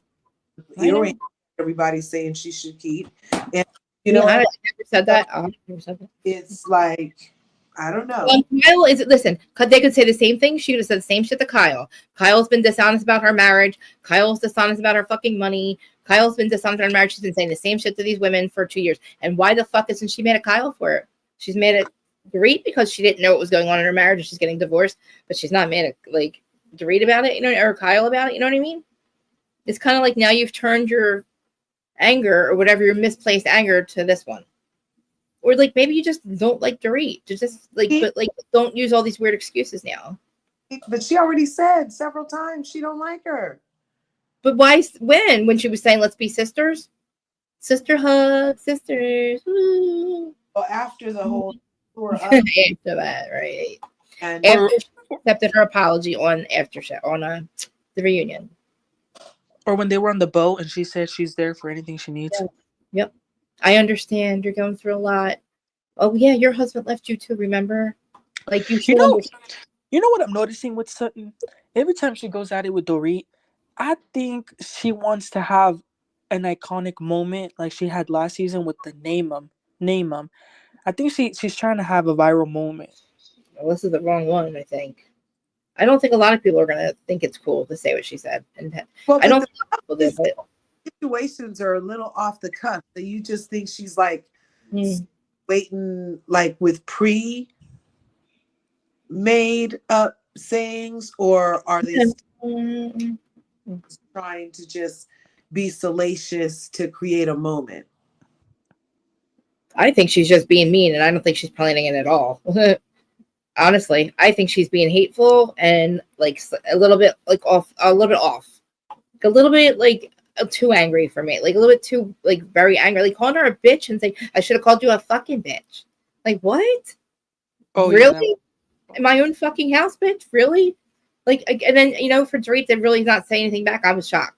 But she's like, you know what? Because this says so much more about Sutton in this moment. Let her be a little off. Like maybe she's doing pills and drinking, allegedly. Do you guys think that maybe Dorit not saying anything has anything to do with her friendship with Bose? No. I just think that she thinks that. What are you really going to say back to that? That's fucked up. Like, you know what I mean? A lot of people were probably thinking exactly what she should have said. Oh, because I don't have as much money. Not, you know what I mean? Not a lot of people have that kind of money, Sutton. And I'm not faking what I have. I am showing you that you say I don't have a lot of money. Yeah, I'm not wearing all designer clothes. You say my clothes are half fake. You know what I mean? Well, Sutton's outfits are horrible, even if they are designer. She hasn't said anything to her, though. She has not said one word to her at all this entire season. At all. She's been starting with her. And then either being there with her or starting for her. Or being there for her or starting with her. And at this point, by the time we get to 4th of July, the only thing she says to her is, how come you don't get mad at me or get mad at her, but you get mad at me? Sorry. It's like, sorry that I said that. Sorry my husband left me. Sorry that you don't like that I didn't tell you my entire life story, that I didn't know exactly what was going on. Sorry that my house is in foreclosure because it's $1 million and he's not paying. He stopped paying the effing bills on her. You know what I mean? And I think she moved. But I mean, it's not her fault that he literally left her and said, you got to pay this and that. Remember? He had this whole conversation with her and she told us and cried. She was celebrating crying about it when they were in Georgia, that he said he's just going to stop paying things. It's like, wow. Thanks, asshole. You know, you used up my housewife's money and now I'm like kind of screwed until the end of the season. They get paid twice. You know what I mean? I don't know really, but honestly, I know that she ended up moving and now she doesn't owe the IRS money and they're not in foreclosure anymore. So I feel like it's normal when you're going through a separation for that kind of to happen. Not normal, but it's definitely a big possibility that would happen, especially when you're rich like that. You know, and I guess she calls that poor, but I mean, I don't look at Dorit and think they're poor at all. I think making $900,000 a season is not fucking poor. You know what I mean? People live off a lot less. But I really want to go and talk. I want to end this and I want to talk about fucking Karen. Because I have so much to say about Karen Huger. You're like what I have. First of all, I still want to fucking know, was somebody else driving? Okay. Like, oh guys, I'm moving on. I'm going to just move. I'm not even going to end the live and start a new one. I'm just going to move on. Because I said I want to talk about all that because I can't believe, first of all, number 4, get the fuck out of here with that, Karen. That and you had no license, no registration, no insurance, and you're fucking up. And I don't think you were driving because who could drive in her state? We saw her; she could not drive. In my opinion, he was driving, and he did not want to get in trouble with Bravo. I love you too. You guys know I love you. Yeah, she needs to go to jail. Why? If he works for Bravo, Blue Eyes, if he's a driver for Bravo, of course he's going to run from the scene. But why in the world would you take number 4 for him? Because I have the clip of her saying, the only thing I did wrong was the driver. The driver of what, Karen? And if she was driving, where were you? Who let you drive off in your car in that state? Were you by yourself drinking and getting effed up? Because who let her drive? And where was she? And nobody's answering that, because in the state of New Jersey, you're liable for the person if they leave your house fucked up. And they hit she's so lucky they hit a tree and not a person. Like, not even lucky. Like, I don't even know what she is, because for her to keep on denying this, first of all, I want to know where she was. I still want to know where she was. I want to know why nobody's asking that question. Did the cops, I mean, did she really let them think she was driving if she wasn't? And if she was driving, I want to know where she was and who let her drive like that. Oh, and cousin David, who was supposedly on the phone with her during the accident. Really? Why didn't you make her? You could clearly, she thinks she's concubine for Thomas Jefferson at the moment. You couldn't tell that she could drive, asshole. You hold her, or was it that she wasn't driving? She was giving head to what's his face, and that's what I said. Because listen, her wig was. I mean, her wig was doing the fucking walk of shame. It was giving. Her face was giving blowjob vibes to me, which is fine. You guys have a thing going, you and Blue Eyes, whatever, man. But whoever this guy is, whoever this person is that was driving, what the fuck? Like, what the fuck? Like, really? But again, you're number 4. Number 3 is bad. Number 2 is bad. And it was different when it was 25 years ago and then 1 now, right? Like, things happen, shit happens, right?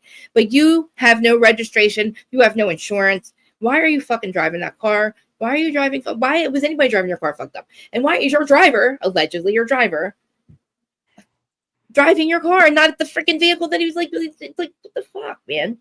And it's like, Karen, I don't feel bad for you. Like, you need to say fuck all of us. Be accountable for yourself, because fuck what we say. At this point, this is really serious. Like, who cares? Don't lie for us. Take accountability, please. Like, I don't think you've learned anything. I don't think you've done anything wrong, because maybe you weren't driving, bitch, but you're literally on number 4 or number 3 was bad.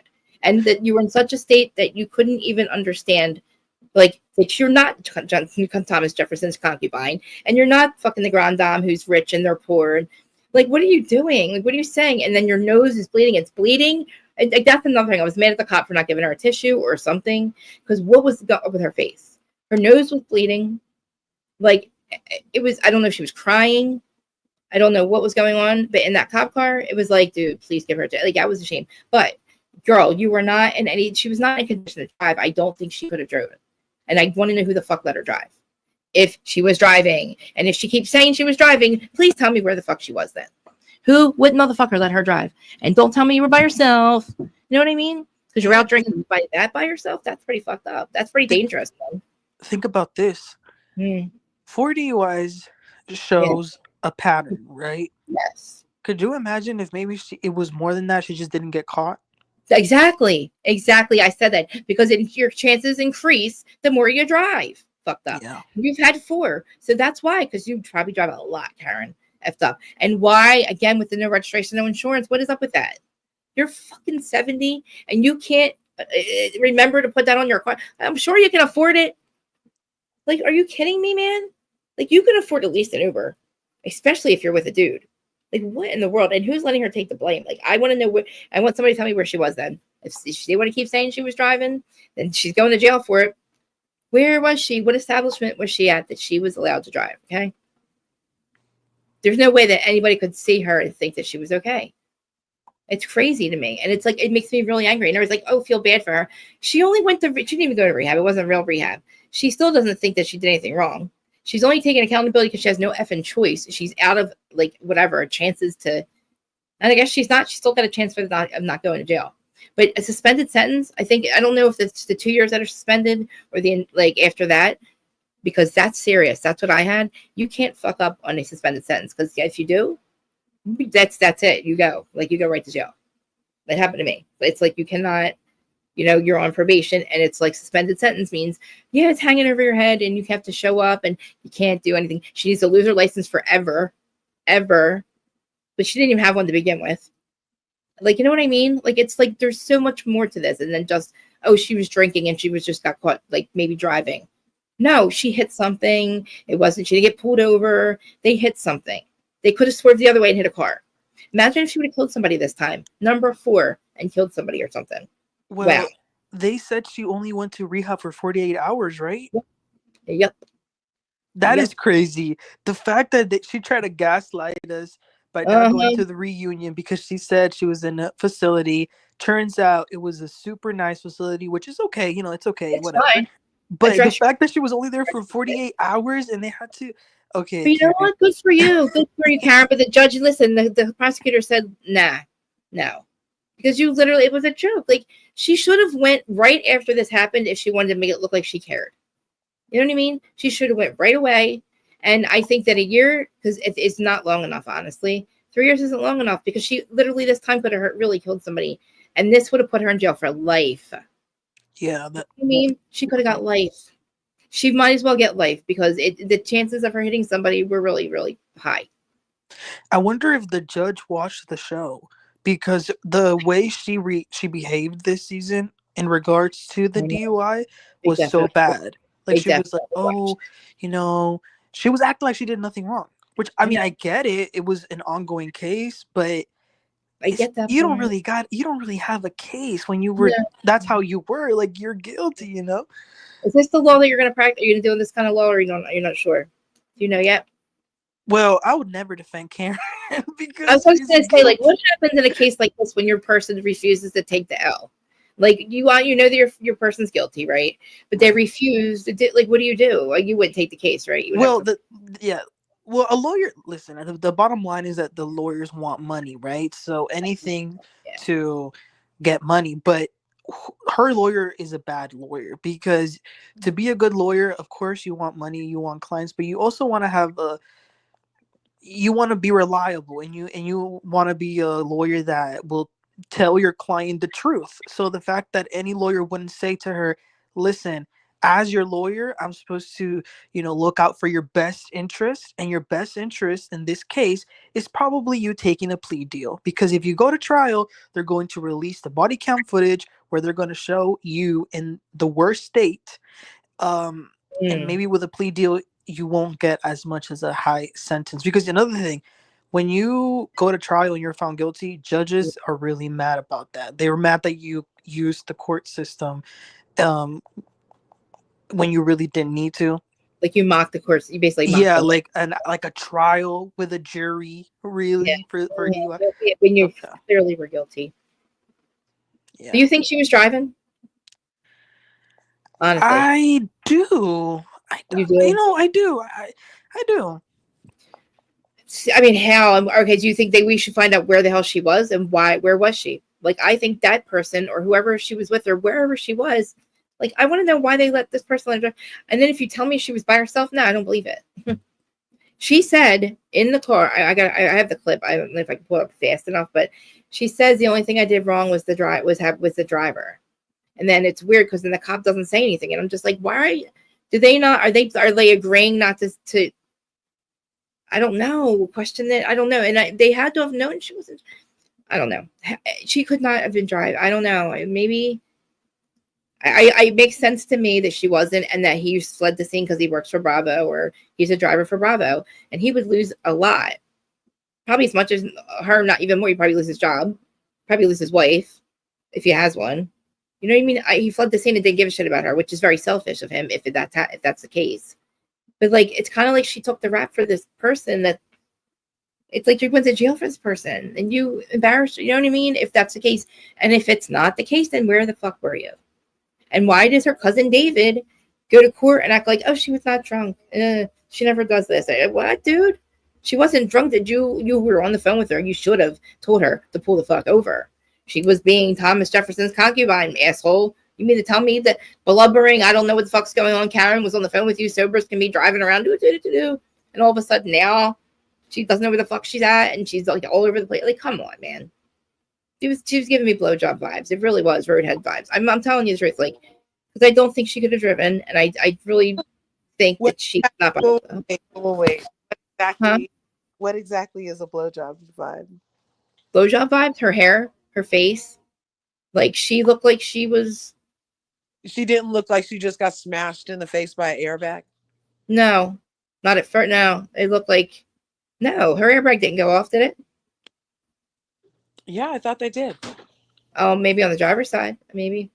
No, it doesn't because at first it literally she would be bleeding. Her face would probably literally she probably would have if she got smashed in the face with the airbag, she would have black eyes because I mean it all depends. Like the side of her face, I don't know. But like her nose was bleeding in the cop car, that made me mad though. But her wig and all was giving me walk of shame vibes. It really was. Her hair was, even if it was like if it wasn't a wig, it was giving me walk of shame vibes. And her face. And she was talking about how, like, are you in love? And blah, blah, talking about marriage. And I really feel like she was trying to, not make an excuse. I could see why she would probably have an emotional affair with this guy. Maybe Ray is okay with it. I don't know what Ray thinks because this has been going, this has been a thing for a while. But the way she was talking about her marriage and how it wasn't well. And she was already still upset with him about the taxes. And her and Ray were having problems. And that was making her drink. And she kind of was like accountable in the beginning. And she kind of blamed her marriage and stuff. Because that made me think, okay, well, then she was blue, whatever his name is, Blue Eyes, we'll call him Blue Eyes. And it would make sense for him to run. He would lose a lot too. But it's also really fucking irresponsible of you cheaters to be driving around drunk, risking getting caught. You know what I mean? Or doing that at all. Get a hotel room or an Uber. I don't know what to do. But like, whatever is going on in your unregistered, uninsured car, that's another thing. Like, that's a whole other fucking problem. Like, why are you not registering your vehicle? Like, what the fuck? Or having insurance. That's a rich people problem because really? Yeah, Ice-T, oh. He's that long running detective show, plus he's an OG rapper, right? Oh yeah. And he just got pulled over recently while he was on his way to the DMV. Oh, he pulled over in one of his sports cars expired tags, which he didn't have insurance on, and he ended up pulling a "Do you know who I am?" and they car, and he had like 7. He's told the cop, he's like, "Yeah, I have 7 cars, and I have to get them all registered." And he was like 2 blocks away from the DMV, on his way to go get his sports car registered so he could get it insured. Well, how about Marcus Jordan too? How are you driving around with cocaine in your pocket, sir? Are you not smart? Are you not smart? Well, he was dating Larsa. Well, listen, like still Larsa wouldn't. I don't think Larsa would even do that because, first of all, again, you were fucked up. You should not have been driving, sir. You pulled over onto the railroad track. He was on the railroad tracks. But you saw the call. You had at least 10 minutes. You saw that cop walking up to you. Throw that shit on the goddamn ground, dude. Why do you still have that in your pocket? You should have thrown that shit away. That was like, so fucking stupid and arrogant, are you, motherfucker? And again, driving with a stripper, that's fine. But you're not sober. You had cocaine in your pocket. What the fuck is wrong with you? Your dad is probably the richest man in basketball. And you couldn't freaking call Uber and say, or maybe leave the cocaine at home that you're doing. Maybe just bring a tiny little bit. Maybe, I don't know, not put it in your fucking pocket or like at least throw it when a cop comes. Listen, I don't give a fuck if you do drugs. I say this all the time. Drink and do drugs, but don't fucking make it other people's problem. Don't make it society's problem. Do it at home. Don't literally pay your bills. Don't steal for it. Don't lie. Don't be a thief. Don't be a scumbag. Nobody's got to know. But these people are so rich and they're like, why do you think it makes them stupider? It really does. Like, it's not like you can't afford to like have a driver, Mr. Jordan. And like you're with your stripper friend, well, fine. Why didn't you just make her hold it then? You know what I mean? Like, give it to her. If you want to be real fucked up, you know what I'm saying? Like, it's just weird that you like thought that was like, I don't know what he thought. I think he's still trying to fight it. Actually, he was actually pretty funny in the body cam footage.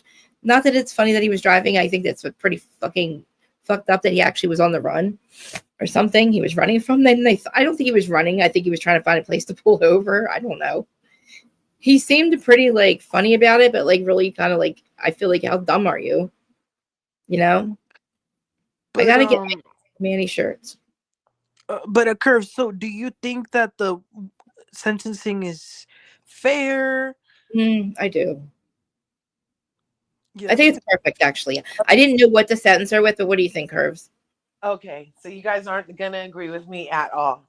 Probably not. Though. We love you anyway. We're in the most benevolent time possible. Go ahead, love you. Right. So I think that it's a fair sentence and it was too much. It's because, okay, hear me out. Mhm. So there's a whole judicial system that she went up before 3 other times and they didn't impose, impair, order, or otherwise intervene. And her lawyer, brilliant enough to be able to get her off without any of that happening, even though she needed it. And Right. so because the system is the system, it allowed her to like fall through the cracks because her rich Thomas Jefferson concubine role paid off last 3 times. This time she happens to hit a tree. I'm saying happens to hit a tree. There was nobody died. Everybody keeps saying, oh, but she could have, but she didn't. Oh, but it wasn't. So there's that. And I don't think that her not implicating herself for our entertainment, that wasn't an issue for me. I don't think she owed the cast anything, her other co-stars. I don't think she owed us as viewers anything. It didn't happen like while they were filming. I don't think that for our entertainment, she should have done anything other than what she needed to do, what her lawyers led her to do within the same system that allowed her to do it for 3 other times. Now, I did hear that in Maryland specifically, they have, if you get caught 4 times having a DUI or DWI, whatever it is that she got, if you get a 4th one, then it's like $10,000 and 10 years and all kind of stuff is the max that she was looking at, right? But again, I'm going back to the problem is the system, because how you have a 4th time to have a max? It should have been a max 2 times. It should have been a max 2 times. Should have been a max 1 time. It should have definitely been a max 3 times. There's no way that you should have a system that lets you get to a 4th time. They didn't. They took her license. She didn't have a license. She didn't have a license to drive. They took her license. What else are they supposed to do? No, they took her like suspended. Like, so she's just been driving on TV dirty. Oh yeah, with no registration, no insurance. Nope.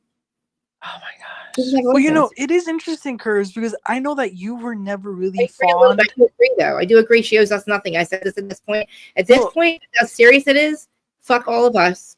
Who cares? Don't, you know what I mean? Whatever. I agree. You don't owe us shit at this point. You need to worry about you. Go fix your fucking, get off our TV. Go get your life. I acknowledge that I have not been a Karen Stan at all. I was calling her the Grand Dame of Lies. Yeah, I remember. That's why. Yeah, her and Ashley Darby's forehead full of lies were the perfect pair. And I still feel like she's a liar face. And I don't does that. Who what? And everybody's like, oh, it would have shown she takes accountability. Maybe and maybe not. And also, I think it might have worked against her if they did look at the footage and then feel like she might have owed somebody else something. I don't think that it would have been wise for her to speak about. If Ashley Darby couldn't talk about Baby Hand's case for groping men, then why was Karen expected to talk about her case for hitting trees? I don't understand. I said at this point, she doesn't have to say anything because it was the body cam footage was still like, I actually believe that she had a case though. She made it seem like she had some case, like she wasn't really effed up. Like, honestly, like she really did make it seem like something else. She could have literally said absolutely nothing, right? Don't make it seem like you actually have a case knowing that body cam footage is going to come out and you had no case at all. Because plus that, you're innocent until proven guilty. I'm like, prove it. Prove it. They did. Well, they did. They did first. Exactly. So now she got it. So But you know, I They did it the disagree first with time. They did it the day first time she went to court and said, "I'm not guilty. I'm not guilty. I'm not guilty." I do Lawyer. disagree with you guys a little bit because it was Karen who said to Robin, "We got to bring up everything that happens off camera." When that whole cheating thing happened. Now, granted, it is a legal situation, but I feel like I feel like they need to talk about it. Just like I felt Candy needed to talk about what happened at Blaze and she was refusing to. I think they should listen. If Jen Listen, Shaw they was should able to speak, now that she's been found guilty, yeah, Karen, come back and be a and then say, "Look, I was really effed up. I needed this time off to really think about what was going on in my life and what would make me do all those things and still get no registration, no insurance, like all of them things, and then not literally think that there's a problem at this point." She so said there was now what was going on with her. It wasn't just it wasn't just she didn't just get pulled over and she had a little bit to drink and all. It was nobody knew she was you know what I mean. This was really a whole. Her car wasn't legal. She wasn't legal. Who was really driving? Why did she say somebody else was? There's a whole bunch of other stuff behind it. And it's even if he was driving, at least I would rather take that loss than everybody thinking that I actually would put everybody's life at risk the way I was clearly not able to fucking be on planet Earth. I really, and listen, she couldn't have gone far. And again, nobody's going to tell us where she was. Where the fuck was she? So That now, she was so wasted. So now Teresa, Jen Shaw, and Karen are the three housewives to serve prison time. Yep. And I don't know if Karen got a 364 or 365. Makes a difference between county and prison. Probably 365, and that means that one day makes her go to county. Makes her go to the whole prison for the whole year, which is much easier. If she stays at county, which is 364, it's that, then she is in 22 hours a day. It is county is way worse than prison. Hopefully she spends the year in the actual prison because she'll be out walking around. Teresa was in, and actually she got 13 months, so she was in the prison, so she was able to walk around out of your cell. You're with general population all the time. Karen, if she has to do, if she's only has to do if they say a year, maybe it is 365, but if they say 364 and then she's out, she's going to be stuck in that county where it's ugh. Well, turtle suit, everything. Turtle suit, right? It's being reported that they're going to begin filming The Real Housewives of Potomac at the end of March, so in about a month. I wonder who's coming back. They'll definitely bring back Giselle, maybe Wendy, Ash. Let's say they bring everyone back. Ugh, everybody, but Jacqueline can go. Do you think they would bring back Mia though, since Karen won't be on? Mia can go too, because we don't know. We never know what's really going on in Mia's life. I think they should bring back Candace, but I don't know if Giselle would want. But it shouldn't matter. Yeah, it shouldn't matter. But you know how she is. I think Giselle should go. Giselle should go. You're right, and Candace should come back. I don't think they're gonna do that, Curves, because the only two OGs left are Giselle and Ashley. If we're talking about the show, I think Candace would do better on a YouTube. They do her own platform, and she would get millions and millions of watchers, probably the same amount of views that she would get on Potomac. I think she does better with all her other stuff that she has going on and her child, and then doing something like that, like a show on here. You know what I mean? Because we get so excited when she shows us her life. Now, Curves, do you like Stacy? Oh man, Stacy, I like her, and I thought that TJ was a plant. I thought he was a Walter. Yeah, me too. A Kenya Moore. Yeah, but I don't think she's Kenya Moore, but I think Walter was a Kenya Moore. She's very opposite of Kenya's nastiness to me, and I do think that she was trying to be with the girls a lot, and it backfired a lot because she's so boring and stiff. But I liked her. I liked her as an addition. It was a compliment to everything else, but also for her to come on with lies. Yeah. Weird. Is, well, hey, no, look, Giselle be lying about her man all the time. Giselle, let me tell you something about Giselle. She needs to get over her ex-husband, because all the little shady comments that she makes about him and the new wife is so immature. Girl, he left you so many years ago. Stop. I know. She's so But bitter. they did. I didn't know what that meant. And then I saw that again. I saw their what they wore, and I was like, it's different, right? But then Yeah, when it was tacky. It was. I had to go but- back to work, and I was like, I didn't know what that meant. Oh, but still, I think that maybe too not talk about their daughters and their relationship with their stepmom, because it's like that's not really. I don't think that's right. I just feel like give her time, maybe. It's a different relationship. And I feel like the girls do a good job of not discussing their relationship with their dad on TV. Mhm. You know? And I like that. And I feel like they get annoyed with her mom, maybe, when she talks about their relationship with whatever's going on in that person's life. And maybe, they don't know her as a stepmom yet. And it was too fast. But, I mean, it seems like he's happy, finally. Even though oh my gosh, you guys. Flirt, but I just thought of the worst case scenario for next season. Oh God, don't even say it, Robin. Imagine. No. Imagine they can't get Candace back on, and they bring back Robin. Oh my gosh! I think they're setting us up already for that because I have watch what happens live. She got why? Why? Because they have no jobs. Because they have nowhere. They have no jobs. Tell him to get a job. How about that? How about he get a job? Does he have a job yet? Juan needs to get a fucking job. Her and Juan are still together. He needs a job. He's making her work still. She shouldn't have to set up companies. She shouldn't have to go on some dumb show that kicks her off right away, kind of right away, and says how I'm sure we'll find out pretty soon. So we've got one more episode of Potomac, and then Atlanta's back, you guys. That's gonna be a good one. I'm excited. I can't wait. I'm done with Kenya. I've been done with Kenya for a long time. Every time I go on Instagram or Twitter or whatever, and they have like a promo or whatever it is, I see all the fans like, "Why are y'all trying to erase Kenya?" And I'm like, "Y'all, Kenya erased herself, but what she did." Yeah, and I'm after Bolo though. The Bolo thing really pissed me off. We did not. They made quite sure that we were not going to see anything that went on. They had taped windows. They taped everything. They did a lot to make sure we didn't see what was going on in that room. With Bolo, right? We saw some things and we saw like a little bit of some people's asses up and down people's heads. We didn't know whose it was.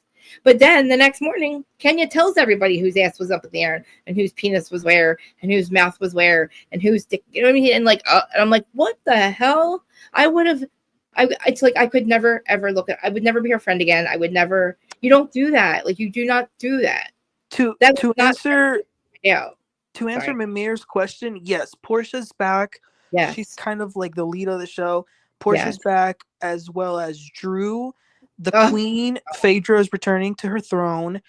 And then they're gonna have newbies, new housewives, which are gonna be Brittany, Kelly, and a woman named Angela. And then Cynthia's back as a friend of the show. What about Stacy probably doing a weed line, allegedly? Did you hear that? Yeah. That's fucking fucked up. That is fucked up. Happy Stacy. Like, that's 7 wick candle shit vibes. That's twist. What's it called? That's like skinny girl vibes. Or what's it called? Tipsy girl vibes to me. But again, for her to lie about it.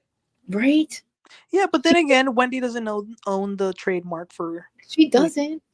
But what the fuck are you doing? Like, okay. That's like, well, okay, I'm going to send it to Manny t-shirts, right? Like, I mean... Oh my gosh, Chris, the Valley's almost coming back, season 2. I'm so excited. Yeah. Did I not say that Jackson ruins everything? I told you he was going to lose everything. He ruins everything good that he has, and we're going to be able to see it in real time. And I'm not happy about it. I mean, I'm not happy about being right. I wanted him to. I don't know if I wanted him to win actually, because he hasn't learned anything. Sorry. Tom got voted off of Traitors, and he was in court today, begging the judge about the Rachel Levy's case. Oh, my ears! Oh, really? What is the case about? For that privacy issue. About her privacy for X-rated videos. They're still with that? Dang. He's still trying to pull that bullshit. I gotta tell you, I loved Tom Sandoval on The Traitors. I really did. I thought he was hilarious. I thought that he did good. I saw a couple episodes. I thought he was actually really like smart about it. But then that guy called him the sweaty guy. Brittany's ex-husband, what's his name? Sam. He's like, that sweaty guy. By the way, Krista, you know, Yeah. I love Dolores. I'm always going to love Dolores, but Yeah. she is so dumb. Is she? I haven't watched any of it. She votes I know. every single banishment. She votes for the wrong person. She's never voted for What anybody the hell's that's. going on? I still don't understand the whole show. I don't understand it all. But like, I'm kind of trying to listen to what everybody says. I'm like, oh, okay, if that's not what they're supposed to do, I don't get it. I don't know why we're allowed to know who the traitors are, and I don't know why the traitors allowed to know who the traitors are, and I don't understand why they. I don't know. I'm confused. Is it good to be a traitor or a faithful? Like, is it both or what? Like, what do you mean? I don't know what it means to be a faithful. Like, what's it mean? Does it mean to be a traitor and a faith? Like, I don't get. So if you're a faithful, you're just an ordinary person that could get killed every night by the traitors. Your job as a faithful comes down to finding out who the traitors are. You don't know who they are. The only people who know who the traitors are themselves, the traitors. It wasn't obvious when they kicked Rob off, when that chick comes in and was crying and shit or something, or not Rob, when they kicked that guy off and that chick was like crying almost. Boston Rob. Yeah, so that's the faithful's job, to try and see everybody's behavior and Then try why to did say. she giving it away though that she was a traitor? It looked like she's. Oh, I see. I get it. So they were looking at like, oh my god, you know, instead of them that did it. Okay, I get it. Yeah. So the finale's next week, Thursday. What did they kill Robin for? I thought that was pretty funny. That was she one of the first traitors killed Robin? Yeah. I think Ella's gonna get got. I think that girl who she made a traitor, Brittany. Are these girls like really fucking disgustingly skinny, or is it me? Is something up with like how skinny that one blonde girl is? I don't know who she is. And then Trishelle is so skinny, little skinny. Well, I will say this season doesn't even compare to last season. I loved last season because last season we had Phaedra, Sheree, MJ, Sandra. This season is okay, but they killed all the housewives like within the first 3 episodes. I didn't like the housewives. Like they have 4 housewives. That was like what so the daily challenges, the daily things, what makes you the faithfuls like vote for traitors? Like, do they have a like what makes them like, I don't know, do the traitors have like, is it like they do any kind of like bidding, like, oh, like I'm not, to make themselves not sound like a traitor, or like what is the deal with the daily challenges? They all compete together, and the point is to have enough money at the end, so just in case you win, you're trying to win even as a traitor. Okay. And plus you're always, and they have shields of immunity, so if you're a traitor and you never try to get a shield, then the people, why didn't he try to get a shield? He must be a traitor. He knows he's safe. So or it could be for a wholly different reason, right? And you just don't know. Like, why are you always trying to get a shield? They're trying to throw us off and make us think they're not a traitor. Mm-hmm. So isn't it, wouldn't it be more fun if we didn't know who the traitors were too, or no? Some people have suggested that, and I wonder, what do you think, Herbs? What if we didn't know who the traitors were? I like going to it with them. I like seeing how they have to interact with each other and knowing that there's turmoil. We wouldn't even know that whole turmoil that was going on if we didn't know who the traitors was. So I like seeing them. Well, maybe after, like in the end, they can just show all the backstory. Maybe like go back and say, maybe it would be, I don't know, maybe if we didn't know who they were, like in the end, when everybody finds out, like I don't know how happens, and then like go back and like see, like maybe have to do like 2 episodes of like the not behind the scenes, but like when the traitors were talking to each other, and you'd be like, oh my god, they were talking and saying this when this was going on. Like, oh my god, you know what I mean? Like everybody all sit down and watch it and be like, oh wow, you guys were saying this when this was happening. Nobody knew they were traitors. Yeah, that would be an interesting concept. I'm trying to picture it. Like how everybody could have like their cake, and you know, like how like Larger could have be able to see like their interactions and all that. Like maybe do it as like, you know, in the end be like, oh my god, when this was happening and they were having their talks, and like, oh wow, like that's really fucked up or something. I don't know. Like they were really good at hiding it being a traitor, but really look how they were. I don't know how it would work actually. I have it in my head, but I'm trying to like explain it the way like it would make sense. I don't know if it will now. Yeah. But it would be. Is there a way that I'm just like I didn't know why we were allowed to know who the traitors were, but again, like, I guess maybe it wouldn't work as well as far as like the show excitement. Maybe if we didn't know, or we could be a part of like the voting part. Did they vote for the traitor person? Like once you know who the traitors are, like how last season we were rooting for Phaedra, you know. And you knew she was a traitor, right? So the point is not to get caught, right, as a traitor. Yeah. Okay. To not get voted out by everyone else. Oh, if you get voted out, you might be a traitor. Yes. So every night they have what they call the round table. And the round table, everybody gives their theories. So let's say we're in a round table. I could say, Krista, I think you're a traitor because this, and this. You have to defend yourself. And everybody else, they're going to hear you out. And if they believe me, then they'll vote for you, or they'll vote for who they think is a traitor. And whoever gets the most votes that night gets banished. Okay. Is that kind of like how Survivor works too? Or I think the challenge does something like that. Like the challenge they have to like, oh my God, they actually have to, like basically like, you suck today. You possibly be on the chopping block kind of deal. And like, you have to basically go to the tribal. It's okay. They call it a tribal something, and like plead your case on like why you should stay and not go into the pit and like fight for your spot. And they have like daily challenges. And it's like, if you do really, really good, then you're not going to be like part of the, you're not going to be like the person that they're going to choose to go into the, whatever they call it. Sometimes they call it a pit or whatever. And then they fight in the end. That's how the challenge works. But like, I want to try to get into it because everybody says how amazing it is. And then it'll be fun because I haven't seen any seasons at all of it. That's like fun. Even though it's not as well, last season it really was good. Like watching Phaedra maneuver in that space and getting to watch her fabulous wigs and get her through a whole freaking all the way almost to the end. She almost went to the final. I want to know where the damn bodies are buried, though. Honestly, with Phaedra, she was on 4 reality shows in 2 years on Bravo. 4 or 5. She must have a lawsuit waiting in her pocket every time she wants a job. She calls them and she's like, "Don't make me file this." And they're like, "Okay, what do you want to do, Phaedra?" I think maybe maybe if Candy's okay with her, but maybe Candy just didn't have. Candy was just trying to like get along to go along or whatever. You know what I mean? Maybe look, it's very clear that the network values Phaedra a lot, because I remember even with Candy, everybody knows Candy was the highest paid housewife and the longest running at the time. Yet every time they had BravoCon, there really wasn't anything that like Candy would do. Like she wasn't. I don't know.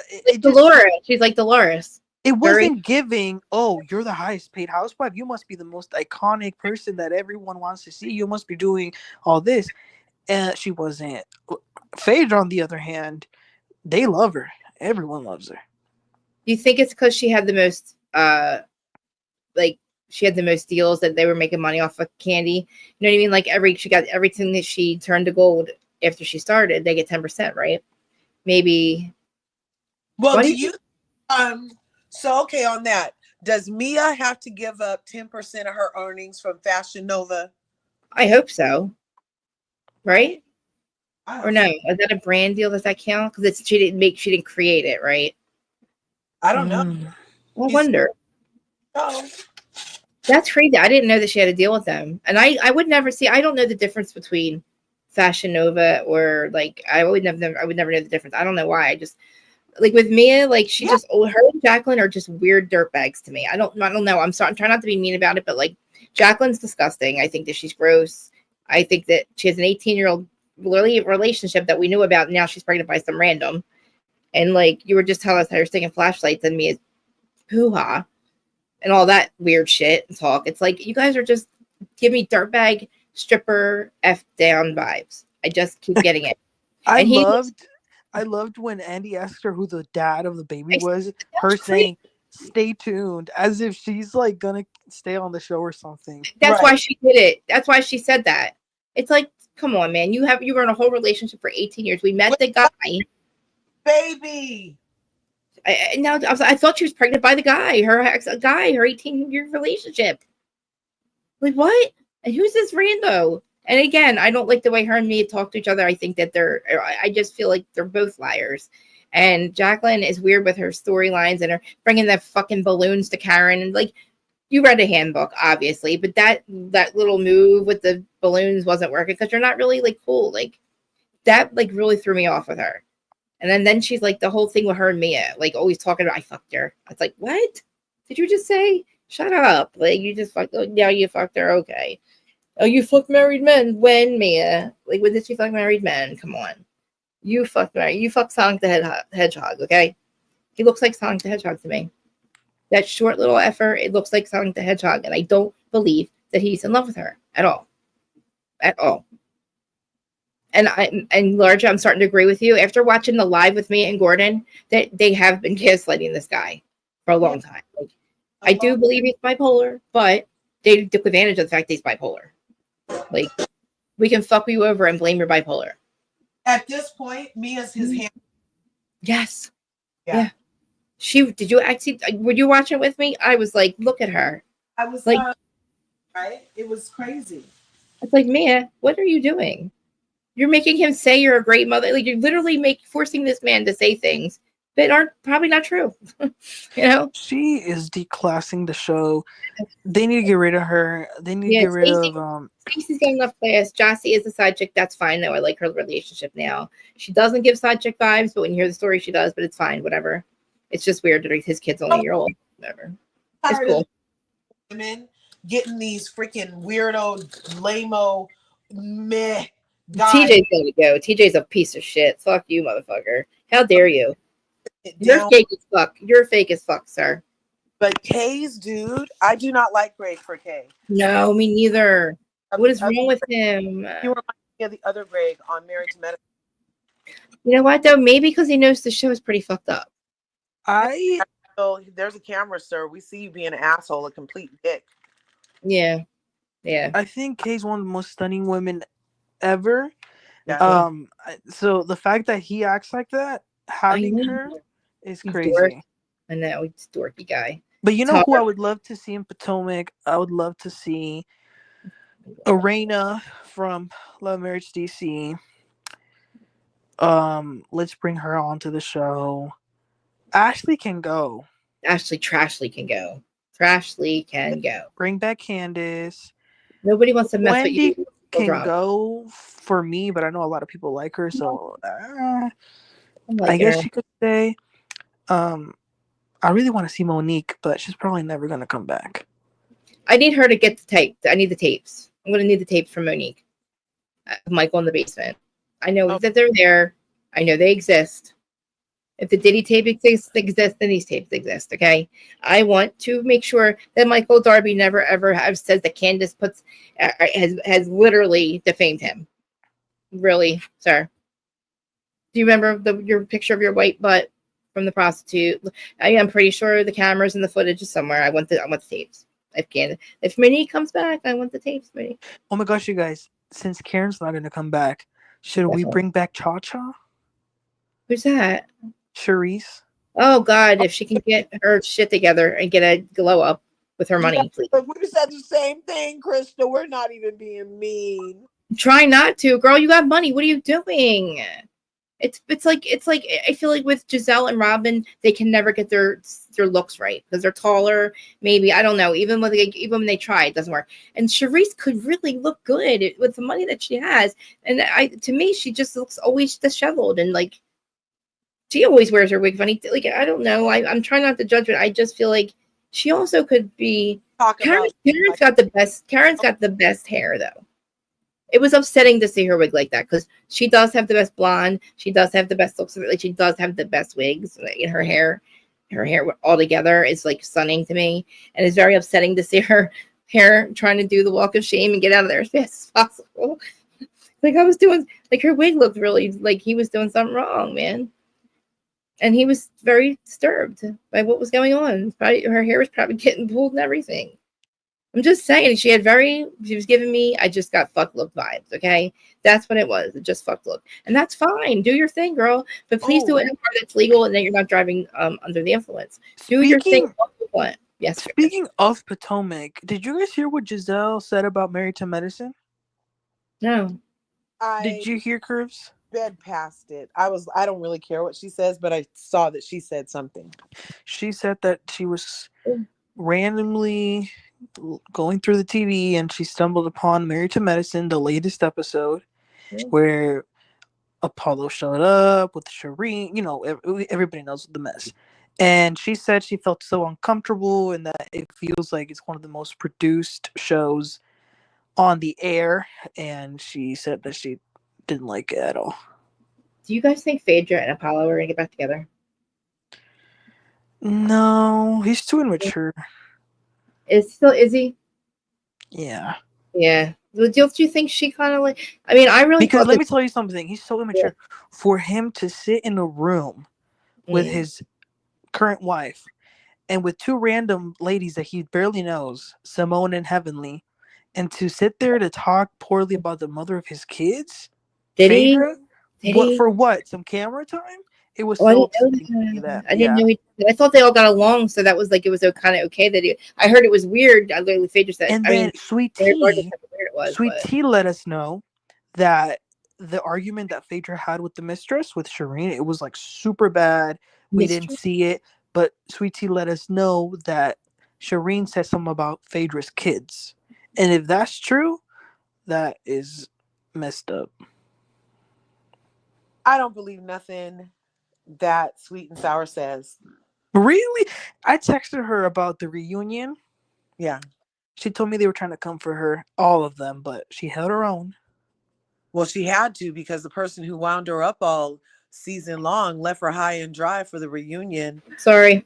Kick myself out. You know, I was so upset, Curves, that Phaedra didn't show up, but it all makes sense now. It all makes sense now. Wait, why? So Phaedra's not going to the reunion because she quit the show. So basically what happened on Married to Medicine was that they were having a couples trip.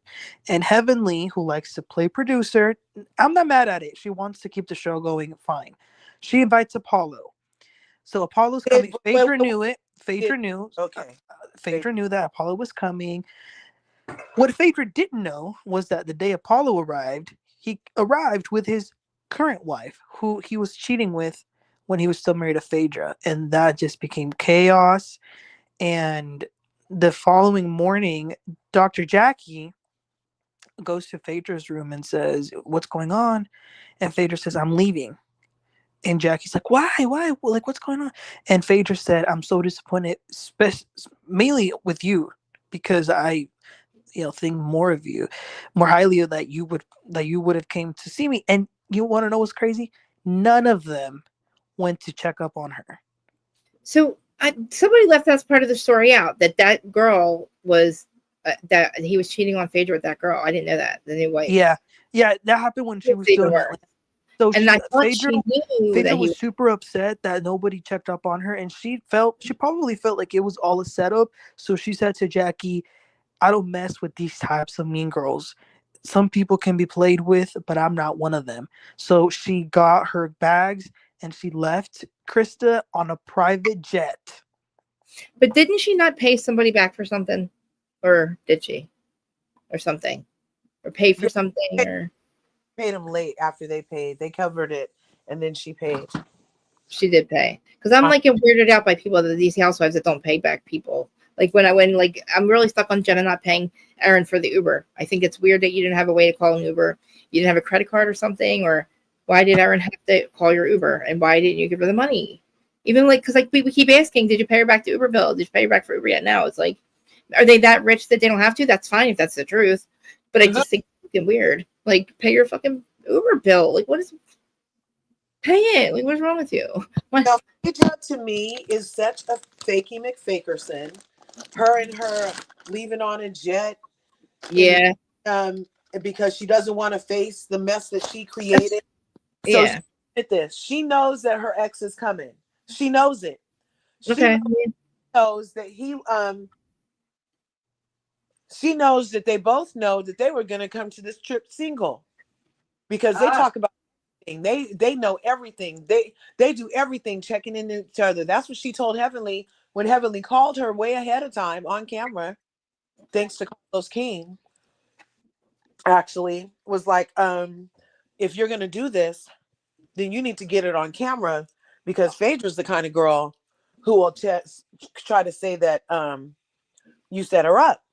So that's why Heavenly was calling that day, and she's like, "Oh, I look good in this shirt. My titties look good today, don't they?" And she said, "Girl, I was thinking about inviting Apollo." And Phaedra went into the whole thing and said, "Keep it a secret from the other ladies on top of it." So the plot thickens. Immediately, Phaedra comes to the trip alone initially, and then for some reason Sheik pops up. Sheik ends up being Community Peen, who when he's not with Phaedra, spends his off hours boning Shireen's sister. Oh shit! And goes to Thanksgiving over at freaking Apollo's house with Shireen. See? Point where Toya was like, "Well, that's kind of weird. You're gonna bring the guy that calls your kid that your kids call uncle on a trip to with where you knew your ex was about to be? Like, that's dirty."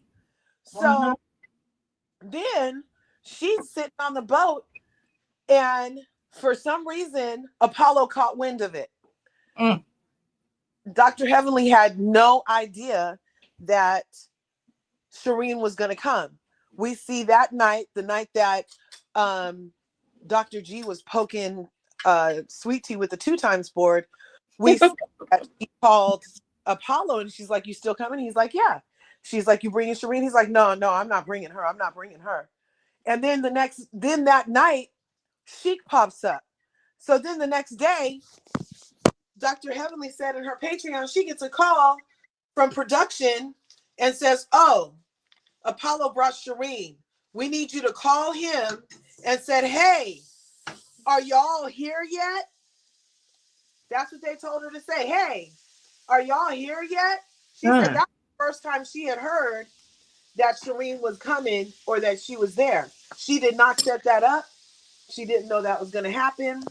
She was very mortified that people were going to think that she set that up.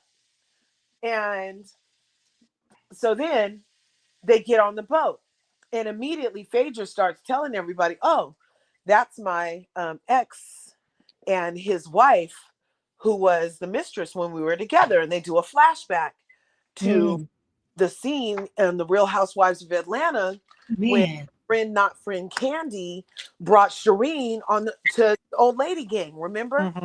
Oh my god, I totally forgot all about all that. So, but that was supposed to be Phaedra's friend, right? And she brought her mistress over there, who explained very politely, and I understood. She's like, "Look, she left him alone. She hasn't been to no court dates. I'm picking up the slack. I'm there when she's not." So Phaedra and Apollo also said in other interviews that he left her for dead. He left him for dead, rather. Yeah. And we also know that there were those reports that she didn't let him see the kids for a long time and all kind of stuff, Well, did he go away to right shortly? Yeah. Yeah, he went to jail. And even that, I'm convinced that part of his bitterness is like jail, and she knew everything he was doing. The same way we're convinced that Erica Jane knows everything that Girardi Keys was happening. She knows, and he was polite enough to protect her and go to the prison. And I think that's even what that tell-all book said about it. Remember?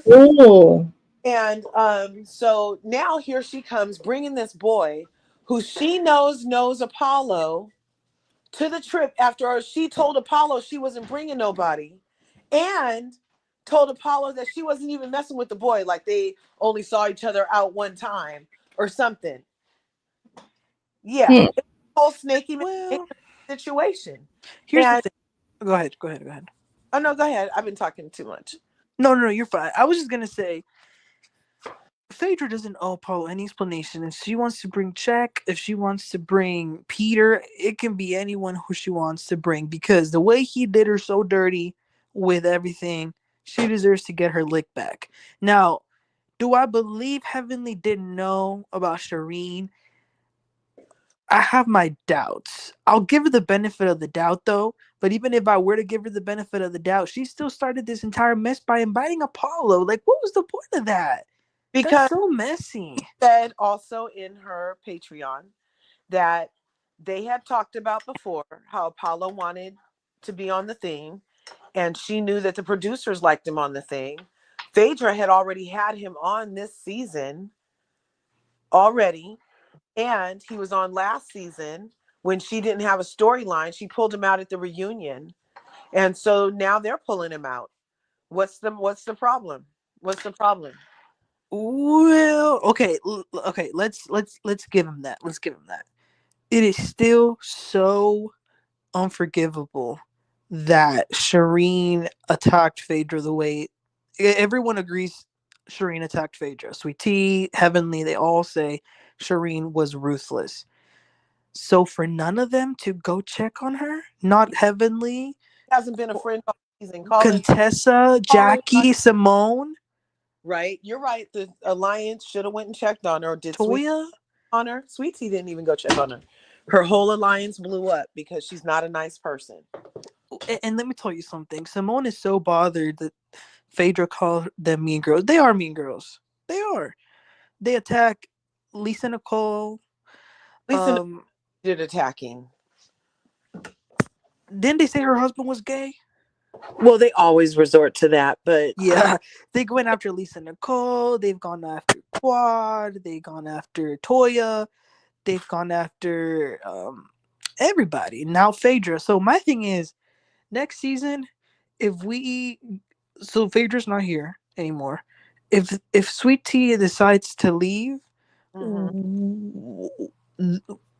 Sweet Tea should leave, because we should not watch her condone being abused or her condone another woman being verbally attacked by her husband, or her condone her husband berating, poking, antagonizing, and otherwise provoking another man's personal space to him needing to run backwards like he's Maynard on freaking Cars going in reverse. And he's like, I gotta go. And then talking shit the whole time. Oh, I knew you were like that. I know how your girl is. I'm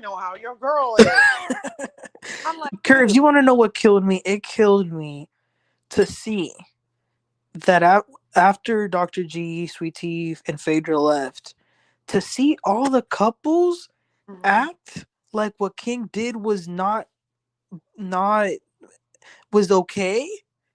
Oh, it was totally. So you're telling me that if you were with a woman who was like, oh, I used to date this guy and we were married and he was hell of abusive to me and nobody ever believed me, and we're going to have to go on this trip because he's at my job now, and I'm going to need you to come with me, but I just want to prepare you because, me and him have history and he's hella mean to me all the time. And I'm just not in that place anymore. And, I'm so glad that you're in my life. Right. So then you get on this trip and you guys are like, okay, yeah, well, I see him. He's not even competition. He talks like Elmo and no muscles.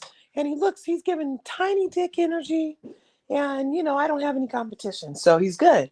But then old boy starts yelling at your girl who's his ex, like he's still married to her and she needs to take her motherfucking shoes off and get in the kitchen and cook him some motherfucking beans. And she's like, not today, Satan. And then he tells her to shut the fuck up because you talk too much, because you're telling my new wife all the stuff that I didn't want her to know, and it sounds really believable, so I'm gonna need you to shut the fuck up. Right? And then the next day, and even though he thought that he was only, the ex-husband was only talking to the new wife, because he's like, this nigga ain't crazy enough to be talking to me like this in front of me. He's not talking to her in front of me like this. He saw my 18-pack. He saw my Adonis belt. I said I give it to her 15 times a week. There's no possible way he's talking to her in front of me like this. So he lets it slide, but he was looking at him like, that's not cool, man. So then the next day, they're sitting on the beach. And that big cigar was the biggest appendage that Dr. G has on him, I'm sure. He was sitting there with that cigar, and he was like, yeah, we got history. I had to tell her to shut the fuck up. I know how she is when she gets drunk. Oh, yeah, I remember how she is when she gets drunk. So you were talking to my girl? You mean you were talking? Wait. So last night when I thought you wasn't talking to her, you were talking to her? And then her ex gets in your face, Emmanuel, and says, yeah, and flails his arms. Now, 3 feet of personal space is anybody. We just had 6 feet for the vid, and super personal space is an arm. You can't tell me that had Dr. G's arms not been flailing at the side and rather been in front of him at least one time, he wouldn't have been hitting freaking King. He was inviting contact. He was inviting combat. He was doing some mind fuck manipulation, some degrees shit with his psychiatry degree that he has over there. And he wanted to get a reaction out of King. He had plotted this a long time. And he's like, 15 times. Wait, what can I do? What can I do? Okay, well, I can't win, but make him lunge at me. How can I do that? Oh, let me remind him, because he didn't react last night when I said that shit. He must not have heard me. So let me get in his face and make sure he hears me this time. And then I know nobody's going to really let me fight because they know I'm a punk bitch. So all I have to do is wait till somebody gets close enough and then really loud talking back up. And then he'll lunge at me and then I'll press charges. So that would have been okay with you? Oh my gosh. Okay. Let me start from the very beginning. So you began the scenario by saying if the girlfriend was saying, "Oh, I need you to come because my ex is gonna be there." The first thing I would say to her was, "Babe, listen, don't pay him dust. Don't even look at his way. Pretend that he doesn't even exist, and don't say anything because we live in 2025 when we got equal rights." And a man is going to react whether a woman says something to him or a man says something to him. So don't give him any reason for him to react. Don't talk about him. Don't talk about his wife. Don't say you approve or disapprove of their relationship. Don't even think about them. And by the way, you should also stop talking to me about him in almost every scene prior to this trip, because every scene that we're together in, you keep asking me if I'm going to address your ex-husband. It's a little weird. It's kind of giving you're not over him. So let's start with that. I would also suggest you, babe, to cut the alcohol. If you're not going to be able to handle it and act like a normal person, don't drink so much. As far as what I would do the next day is that if I saw a man trying to control his wife who almost got into an altercation with someone, and I see the man like really trying to get his wife to calm down, I would probably use my common sense and think that that's probably not the most appropriate time to say, "Hey, I need to bring up something." Now, everything else I think was fair. Yeah, you don't gotta say anything to her. But you know what was crazy, Curves? Him saying you don't gotta say nothing to her, but she can say whatever she wants. No, she cannot say whatever she wants. Yes, you can. No, no, no, no, no, no, no. She cannot. I agree with him saying to Greg, you can't say anything to her. Don't ever speak to her again. But for him to say she can say whatever she wants, no, she can't, because she's be saying some crazy stuff. All she does is talk about what he put her through, and that's her part of her healing journey, is to say the actual abuse that she went to. 7 years? Person. Yeah, I don't care. So there's a time limit on when you need to recover from getting your ass drugged across the floor by somebody who talks like this on top of it. No, hell no. Well, I don't even want to comment on it because I don't know. I don't know what went on. But didn't they say Quad had a mugshot? Yeah, because they got the way he called and pressed charges on King. He did that to Quad. He did that to Quad before. Provoked her. They were tussling. The police were called. and he had her taken away. I believe that's what happened. That's what they said.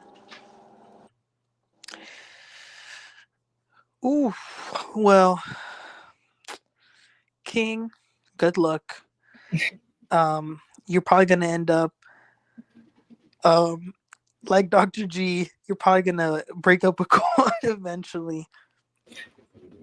Do you think that Sweetie and what's her name? Is it Dr. G? Are they? Is she pregnant or is she getting pregnant or can she get pregnant? Did they find out?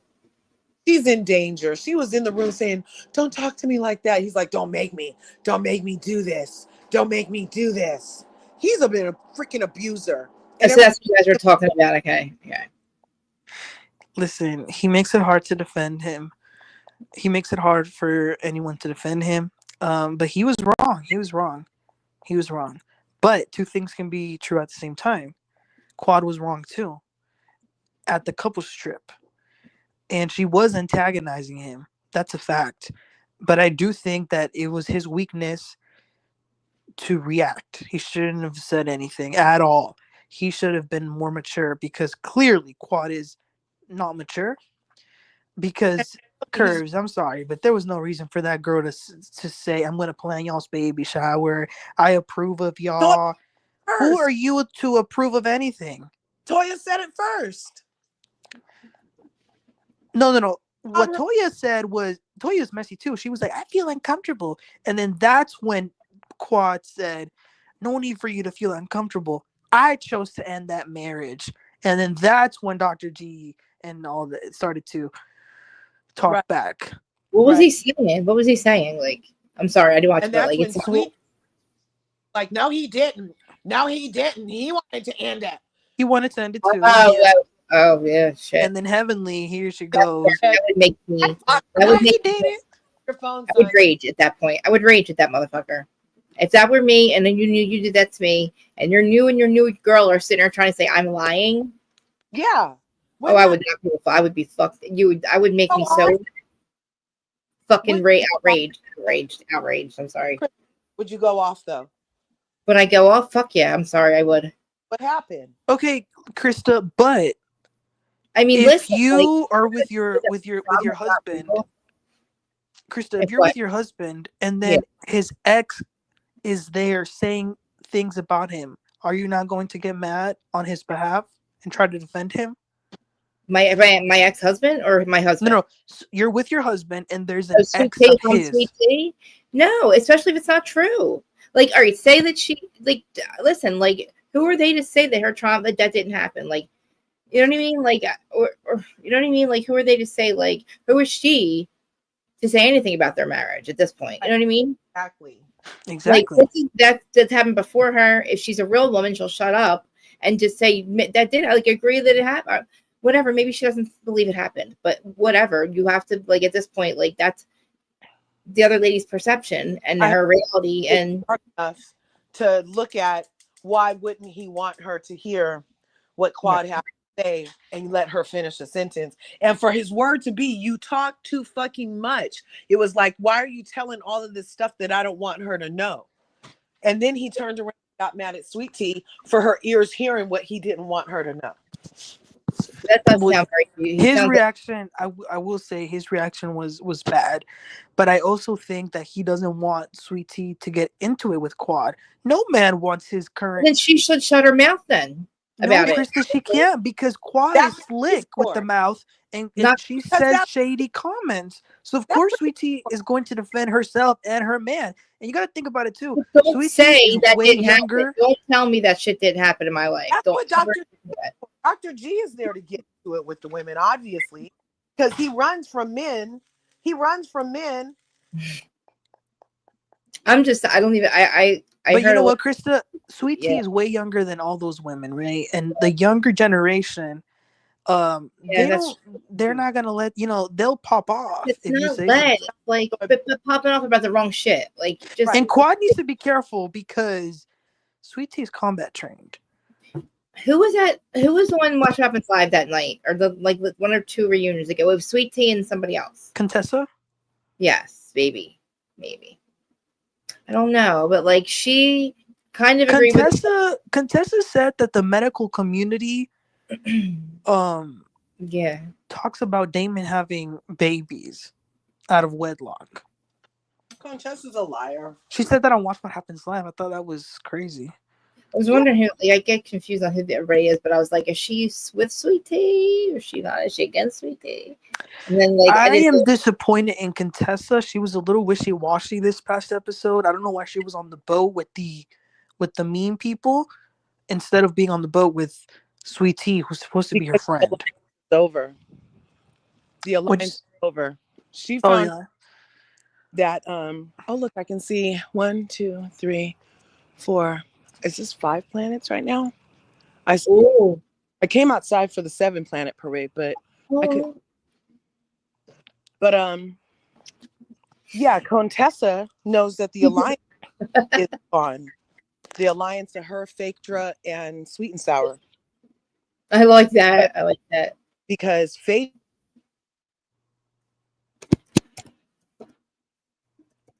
What happened? Is that me? Did I lose you? Contessa's ass.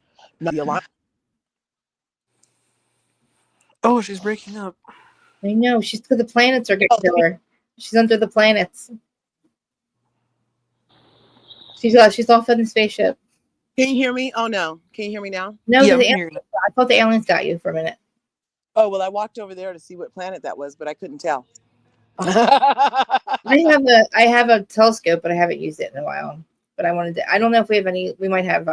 We've had it like one night it'll be completely clear and it'll be stars everywhere, and I swear I see all different. These lights, I guess, are the planets. And then like last night was completely cloudy, like you couldn't see anything. So I'm wondering how it looks tonight, but I wonder if I'll be able to see them. It's midnight here. But well, Sweet Tea announced today that Contessa's going to be on her channel on Sunday. Who? Contessa.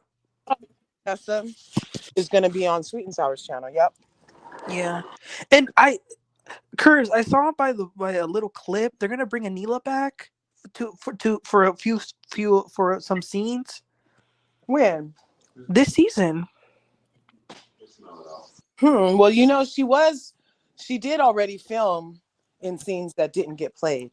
Yeah, so, Anila, she goes to every event you see her in the background. But yeah, I saw some clips where it looks like she's going to actually be in a few more scenes, and I mean it makes sense. They just lost a star with Phaedra, and what did Phaedra add? Say it again. What did Phaedra add? Viewers.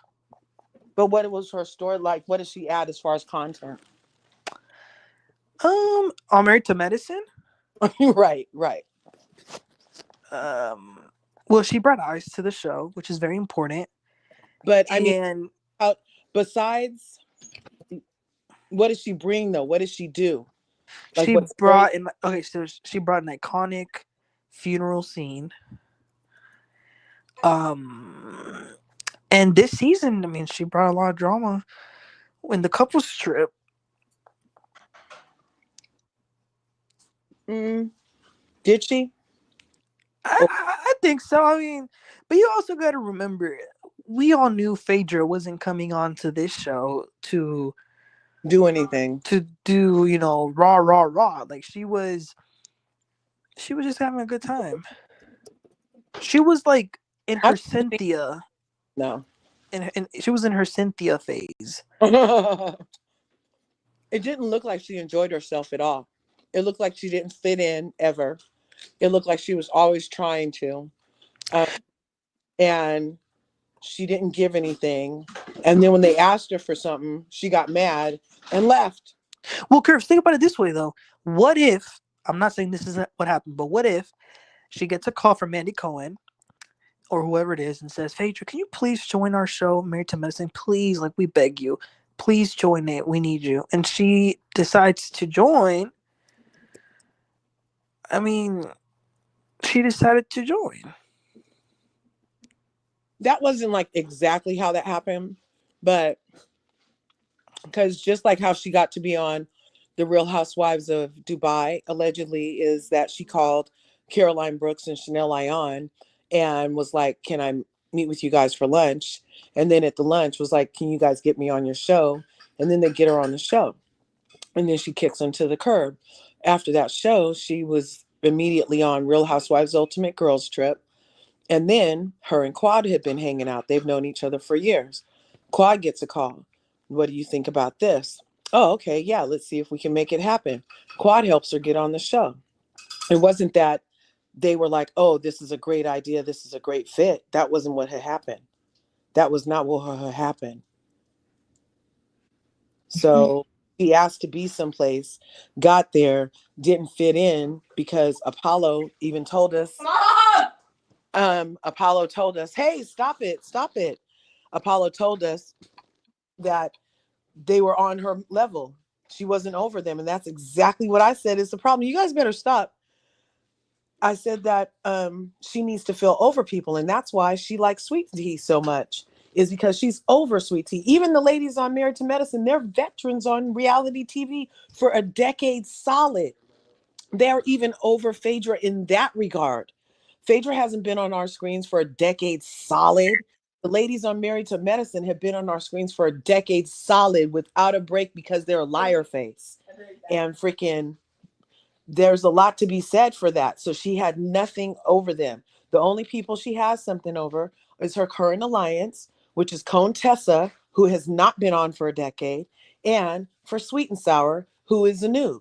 Those are only, and of course, she was their queen, and then she left them high and dry to go to the Titanic. She dubbed that show the Titanic, and she scurried her ass over there to the home where she really always wanted to be, because she gets to be fake over there. They love fake bitches over there.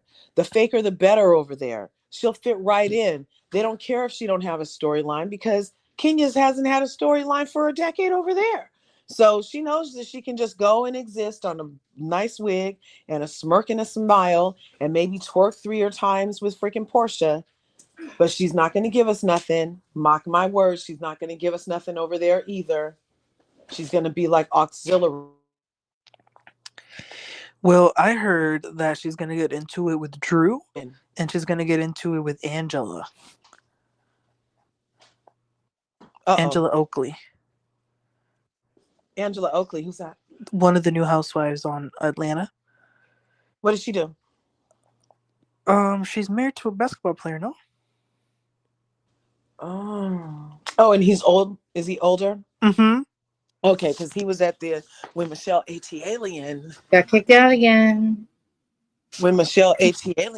was at the event for the grand opening at, when she did the revenge pee allegedly. Oh, yeah. Yeah, Michelle A.T. was outside, and we saw him pull up on the live. The basketball player, he got out and gave her a big kiss. Been off his blue thing. They didn't have a driver. Yep. Anyway, I'm gonna postpone the job. Can you guys hear me? Yeah. Yeah. Manny, Manny, will you do it with me? Yeah, I just have to read up on it because I'm not too caught up with what's going on. Do you want me to send you the filings or Yes, send all that to me. Because I have such a hard time reading them. I don't understand it. I'm like, this is yeah, I might need you to help me with it. But I'll send you the lawsuit thing that he has, and because it's so good. It's so fucking good. The Blake Heard. What, Large? I said the Blake Lively stuff. Oh yeah. Oh my God. Holy crap. She's starting to come after us now. Saying we're too stupid. Be quiet. Blake Lively saying we're too stupid to believe our own eyes, right? We just are literally listening to all the hype, or I don't know. It couldn't possibly be her. It can't possibly be her that's fucked up. It's just the wildest thing ever. The lies that she has told and got caught in so far. She's now trying to make it look like she had made an amendment that it kind of changed 4 different things in her original complaint. And just it's wild. I can't even. And the stuff like we said at the very beginning, the biggest problem is she said something in a certain way, and she took text messages and doctored them and lied and messed them and omitted things and lied about how long they were setting up to go after this guy, and literally keeps getting said all these things that he said and did and we didn't because we saw the raw footage because she didn't think there was footage, just like Amber Heard. It's like, oh, he did? Well, that's not what really happened because here's the real footage. He put out the entire, against everything she had complained about. And it looks like she needs to just take the L. Everybody, I don't know one person that's still on her side. Not one person will testify for her. It's like so wild. And I don't understand what her and Ryan are doing. It doesn't make any sense. I don't know why they did this to begin with. They're rich. They don't need to steal a film and ruin a man's career in life and accuse him of calling him a sexual predator and like get him fired or like his agent like dropped him. It's so fucking wild. And it's all lies. And she keeps getting caught. And then she keeps trying to like, I don't know, fix it or like, I don't know what she's trying to do. Make it seem more real. I don't know. It's just weird. Making up weird fake complaints from Sony or that Sony never got, but apparently they're supposed to go through Wayfair. I don't know. They're fake, but had them fake circuits, had like these fucking fake complaints circulating around. Nobody knows where they're from. Nobody knows the redacted name, everything. Okay, fine. You can redact it all now, but like eventually you're going to depose these people. You're going to force them to come and testify for you. So why are you protecting them now, Blake? It's just weird. And they're fake anyway. It's just so strange. Her complaints, and then the people that complained against him have nothing to do with the movie. It's like some girl complained that she got $15,000 to move, and said that the guy that gave it to her, like the amount, like I don't know, whoever the producer is, gave her money. That he focused more on her being a mother, and that's why it's some bullshit something about being a mother. But that was her complaint. I got $15,000, but he focused more on me, being a mother and wanting a safe space for my kid. And I thought that was weird. What the fuck does that have to do? First of all, I don't know what the fuck you're saying. Second of all, that has nothing to do with what the fuck is happening right over here with your weird friend over here, Amber Heard 2.0, saying that he did all these weird things. And then we watched the footage and it's like, he said and did none of it. You did. It's fucking wild. It's Amber Heard. She went to the Amber Heard School of Life and it just keeps getting weirder. Didn't it come out that they hired an ex-CIA person as a PR rep or something? Oh, I don't know. Was he? He might be. I think that's the Jed Wallace guy. He was part of the Johnny Depp stuff too. Like he's just a what's it called? The PR crisis person. And he hired Justin Baldoni. He hired him because by the time that like he hired him, all this stuff had happened. She was trying to steal the movie, coming up with like, having her dragons go at Justin, who are like Taylor and Ryan are her dragons, like literally having all these meetings and like berating him and shit, changing things and adding just throughout the movie. By the end of the movie, this poor man should have probably had lost his mind. I'm surprised he hasn't. And have you watched the movie yet? No, when I want to, I have to pay it's for on it. Netflix. It's on Netflix now? Mm-hmm. What's it called? It ends with us. I want to see his version now. There's two versions of it. I saw it with my parents. I didn't know it was gonna have so many sex scenes. That was so. It's the worst feeling. Like this is why.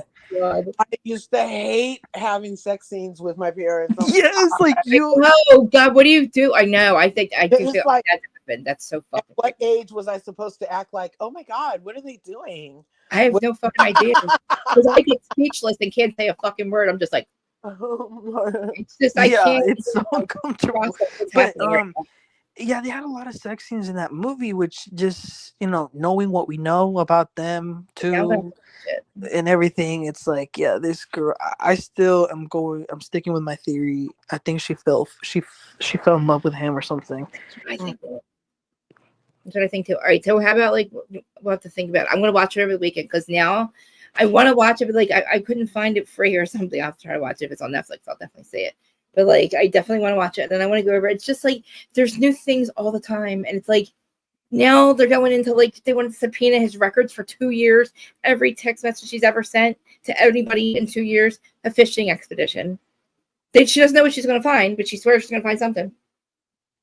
What you already complained about certain things. Why are you now looking for more things? Like, what the fuck are you saying? Because your old things didn't work or aren't working, so you want to go and fish. Literally, she wants to know every person he spoke to. She wants every single person, everything. And then what? Because you're obsessed with him. You want to know if he was really leaving his wife. That's what I think. And then I want to know why they're not asking for her and Ryan's fucking text messages. Because I'm pretty sure the smoking gun is right there. I'm sure they're like talking about how they're gonna fuck this dude over all day, every day, because this had to be planned. I mean, pretty fucking good. You know what I mean? Like, it's just crazy. If you don't understand why, it's so fucking crazy. I hope it goes to trial, because at this point it needs to. Like, Johnny Depp needed his reputation back through us, like through like the people that matter, and I think that so does this guy. She almost won. She would have won if he didn't fight back. I don't Thank even God. know. I Sorry. know. I feel like I know Ryan Reynolds, and he's turning out to be a freaking creepy. I know. I'm so fucking disappointed. I liked him a lot, and I said in the beginning, poor Ryan. He's finding out his wife's a whole ass liar right now. He's looking at the truth, and he's like, oh my God, my wife is really this fucked up. Like, I really thought he was gonna like be really devastated. He just had a baby with her. I was like, he's gonna see the truth. He's gonna see what we see. Poor guy. He's such a great guy. He believes his wife. I said, oh my God, she must have been really like manipulating him for like ever. Like, for him to really want to ruin this man's life over over what she said, and with no proof. And now there's proof that she lied, and he's still doing it. He's still going like full blown fucking Amber Heard. I don't know what my wife's talking about. I guess she's telling the truth. I don't know. But don't believe your own eyes. Believe what I say. You know, if somebody tells me not to believe my own eyes, I don't think I'm going to believe my own eyes. Like, if you tell me don't believe what I see, right? Like, and believe what you say, I think that's weird. Like, no. I'm going to believe what I see. I'm not going to believe what you're telling me. And then you're telling us more shit with no proof. The amendment had more weird accusations with no proof. She said, oh, I can't. I'm protecting people. No, bitch. Nobody wants to fucking fuck with your life right now. Like, you are literally, like, what's it called when somebody can't get near you because it's like, you're, what's it called?